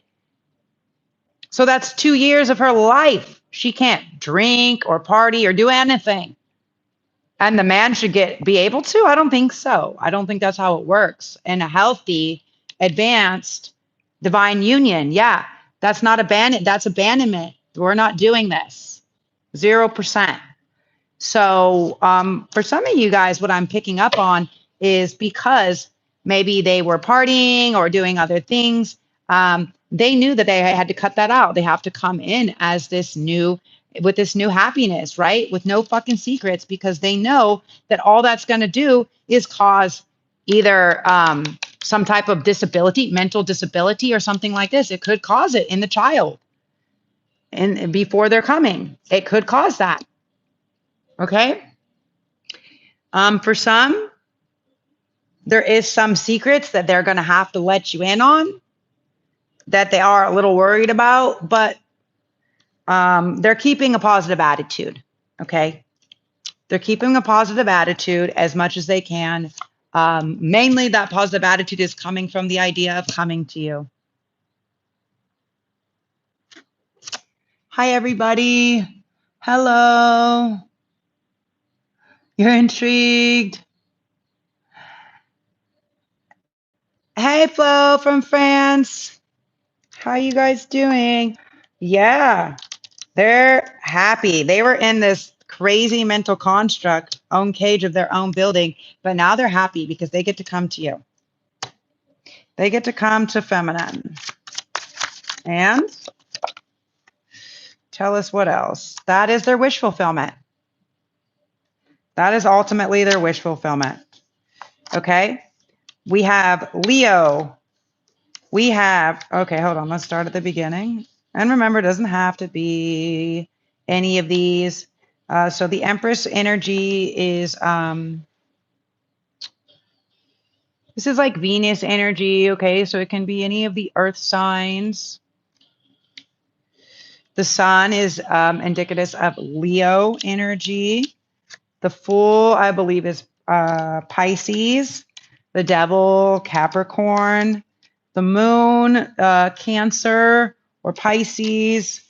The Chariot, Cancerian. Okay, it doesn't have to be these. There's also a lot of swords. So this is air signs. I'm just telling you guys with the signs that I see in the major arcana. Hello. I am in Indonesia. That's so weird. Like the sun is glaring. So how is this for some shit? The sun is glaring off the phone. So actually I can't see the top half of the phone now. All I can see is the reflection of these cards, the foil from the cards reflecting back. And I can literally see like a little, because I can just see it when it pops up. Or for however long it stays there before it goes away, as I'm talking away every time. But it's so interesting because looking at the phone literally is like blinding me because the sun is going right at it. It's afternoon. Whoa. Yeah, they've been waiting for something. I mean, for feminine, yeah. They've been waiting. They're not letting go. For some of you guys, they're not letting go. For some, feminine could have let go. Maybe that's what they're feeling. Because she's just surrendering. Yeah. Yeah, okay. So for many of you guys, this can be Aquarius energy as well. They believe that they're going to come in. They're going to be victorious because you are their dream come true. They are going to tell you that they know who you are. They know you're their soulmate. They know you maybe from some type of galactic origin. They have been waiting for you their whole life and they are not letting you go. Whoa. Oh, they're not letting you go. Okay. They're not. They know. So next important question to ask.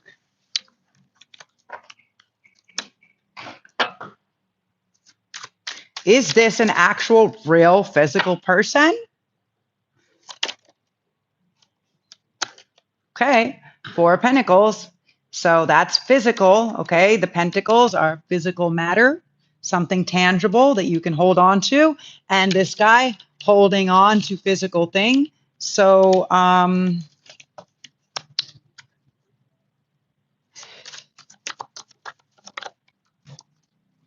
for some, there was also,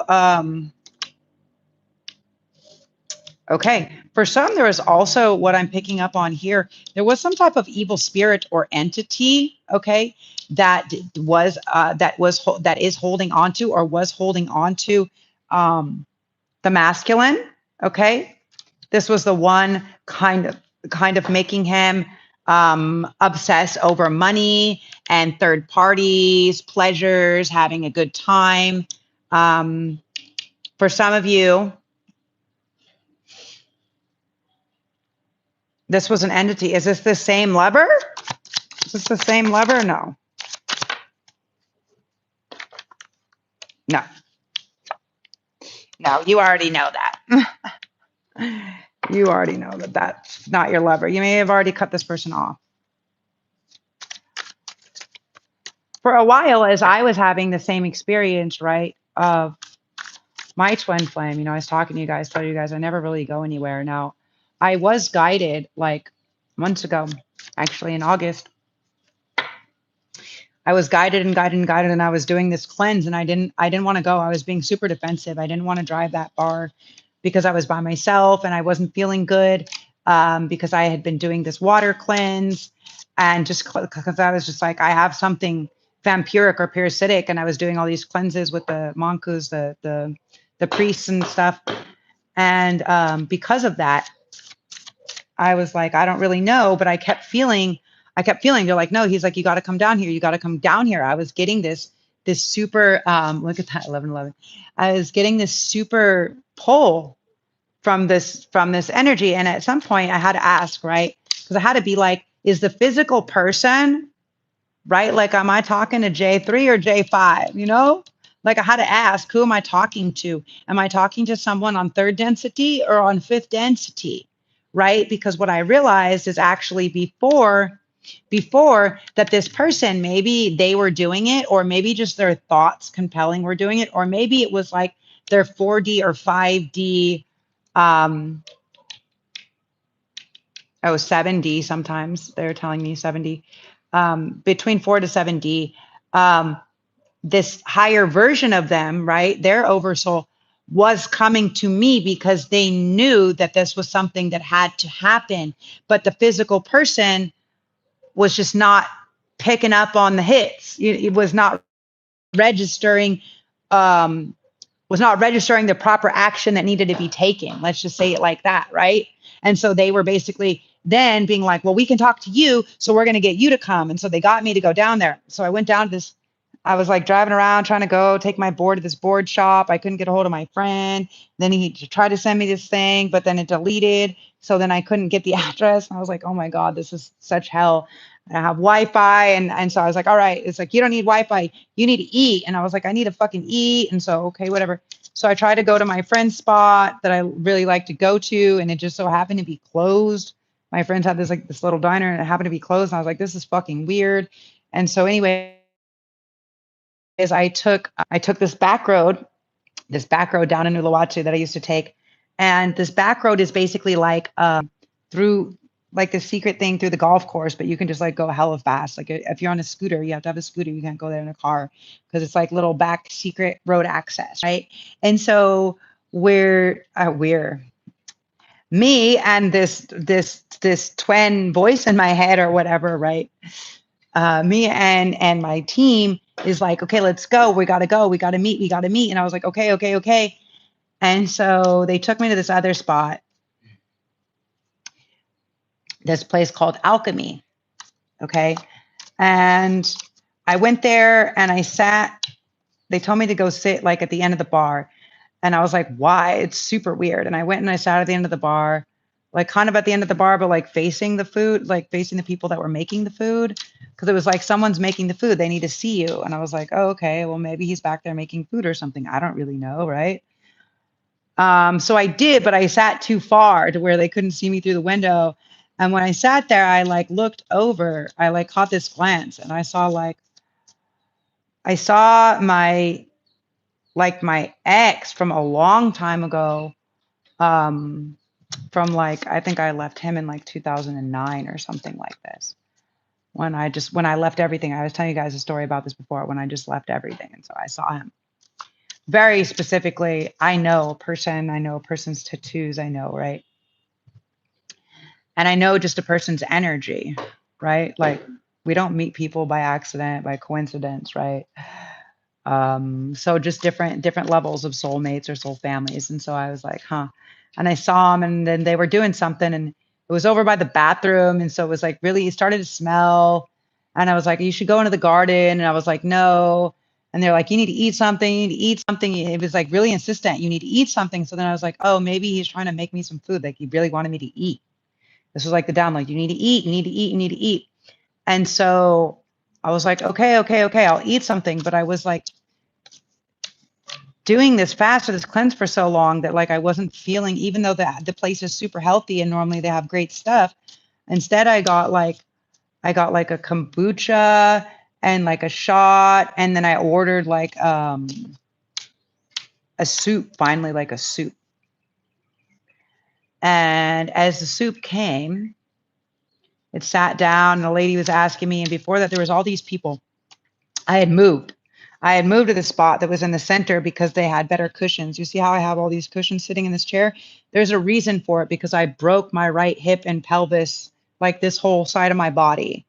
So it hurts for me to sit, especially my pelvis and my spine. So I have to have so I like to go places and sit on cushions and kind of sit back. You see me sit back or lay a lot because I have a lot of pressure on my body, right? And I don't take pills or medications. So anyways, but my body is still in pain. I'm still suffering like constant nerve damage. It still feels like I got hit with a metal pole across my face. and I still feel nerve damage and numbness. So anyways, beside the point. I go over there and I sit in these really cushy seats because they're in the middle and I like it. And I don't want to be in the I actually didn't want to be in the view of um of this ex, right? Like it's somebody that I left like a really long time ago. And it's not that I have beef with them, it's just like he was the last, I don't know if he's a sociopath or a psychopath, but probably a little of both. But anyways, the point of the story is I didn't want to be in his space, and I went over there, and these girls kept trying to do these pictures and these videos like all around, and I was like not cool with it. So I called over the staff and I speak to them in their language, and they're like, okay, cool. And I basically asked them like, excuse me, because all these people I could tell around were like white boulet. And so I was like, excuse me, can you tell me can you just ask these girls to like go to the garden or something? Like people are eating here and stuff. Like it's weird that they're filming and taking pictures like where there's just where there's people just sitting to eat. Like I don't like it. Like if they're taking pictures of their food or something themselves, cool. But everybody else, I'm not liking it. So I was like, can you please ask them to go elsewhere and do the picture? I don't like it. Like I've asked her 3 times to like, I don't want to be in her picture, and she keeps moving to take the picture to put the girl like it was so weird. And so the lady came over and she was like, okay, okay, okay, okay, okay. And I was like, cool. And I was like, whatever, right? So I'm sitting there and they come over and they're like, well, we don't actually have the soup that you want, but we have this soup. Would this be better for you? Because they ask about allergies and stuff. And I was like, yeah, that's cool, but I don't want this. I need nutrient, like I need something. I was hoping for something like a little potatoes or carrot, like something. And so they offered me this other soup. And I was like, okay, I'm going to eat the soup. Is that what you want? And I just got this overwhelming, like, yes, please eat. Please, yes, we want you to eat. And so I'm sitting there, okay, and they bring the soup out, and I'm like, okay, cool, thanks for the soup, right? And the guy's like, this is great, you're gonna love it. We put this and this and this, and he tells me like, okay, we did all this to the soup. Is it, to your liking? Like, and I was like, thank you so much. Like, I really appreciate that. And as I'm sitting there, they're like, yes, eat. And I'm like, okay, I'm gonna eat. And so I sit there, and I'm like, I'm finally going to eat. And I've been so stressed out to eat. And just so you know, like where I live, for me to drive down there to Uluwatu is like an hour and a half drive. Like if I was feeling mentally okay and not like someone was directing me different directions of where to go, I could have got down there a lot faster. But they told me to bring the surfboard and that it was going to be a beach day, just us. And it was going to be a beach day. I was like, just be comfortable. And I was like, okay. But like obviously I have to put boots on if I'm going on the highway and shit. Like if there's a certain amount of okayness I have to be. Like if I'm going around town, sure, I'll go barefoot. But if I'm going far away, and it took me so long, it took me like almost 2.5 hours to get down there. And I was so like stressed out at this point. I was just trying to chill. And I was like, this girl with the camera, I was like, no, stop. And they brought me the soup. And I was like, thank God, dude. Like maybe I just need to eat. Maybe I'm just a little bit hangry. I just got to eat something. Like even with the fresh juice, I thought I would be better. And the kombucha, right? Because really everything's starting in your gut. So before you start to get angry, you could be hangry, could be a gut thing. Check your gut. So anyways, I was sitting there. I was like, finally, they made these girls go. They were on the other side of the restaurant, still taking pictures towards me, but like farther away. I was like, whatever. I'm done. I just want to eat this food and drink this drink right now, this tea, whatever it was. And so the food is there. I'm like, thank you. I start eating. And as I'm eating, I feel this overwhelming feeling. And I'm like looking around like, what's going on? And I look up and I see like this big dude. And I think this dude kind of looks like my friend's old homie. I think his name was Trent. Anyways, he looks like this fucking big ass dude, right? And he looks like he has like he looks like a little bit like Hagrid from Harry Potter. You know what I'm saying? So I'm like, this is like some big dude, like some big wook. He looked like a wook from the woods, right? you don't know what that is, maybe check out the dictionary. But this is like a West Coast word. So he looked like Hagrid from Harry Potter, kind of, like a really big dude with like long hair, maybe dreads. I don't really know, but and I was just like, what? This big dude walks in and fucking like sits at the spot, like kind of across from me. It wasn't like across, it was like a little bit away. But like I could throw my phone at them, like a rock or something, like a little bit away. And maybe like 3 or 4 meters. Okay. So they were like maybe 10, 15 feet away, let's say. And this other dude walks in behind him, and I'm like, who is this guy? Like, I felt like, who is this person? I felt it, like the same energy that I always felt with my twin. And I was like, is this him? Is this him? Like, no way, it can't be him. He looks so much different, right? He looked so much different from the last time I saw him. He looked like he had been really working out, like very broad, much bigger, like really like he had been fucking like pumping, like working out hell of tough. And I was like, is this right person? And I'm sitting there, and the guides are like, eat your fucking soup, eat. And I was like, okay, I'm going to eat. And like, for some reason, there was this thing where it was important because like something that I ate, like people could only eat something that I was eating or something like this. And so I was like, okay, whatever, I'm going to figure this out. Because we were having bad allergies, maybe because we were in a close vicinity. So when he was eating something that I was allergic to, I was like having like my face was swelling, and so I was having allergic reactions. And I was like, what the fuck is going on? And so I think it was happening because we were in the same vicinity. So anyways, right? Because that's how intense the feeling. And it's like, whew, like a the way that it feels, like the best I can explain is like when the Beatles would come out, like when the Beatles or Elvis would come out, and like a woman would just be like, ah, and like faint. It's like this is the connection, like the twin flame, like this energetic connection. And my psychic mentor tried to tell me, she was like, that's just cosmic gunk. And I'm like, look at that. Even the car's telling me. I was like, I don't believe. I was like, really? And she's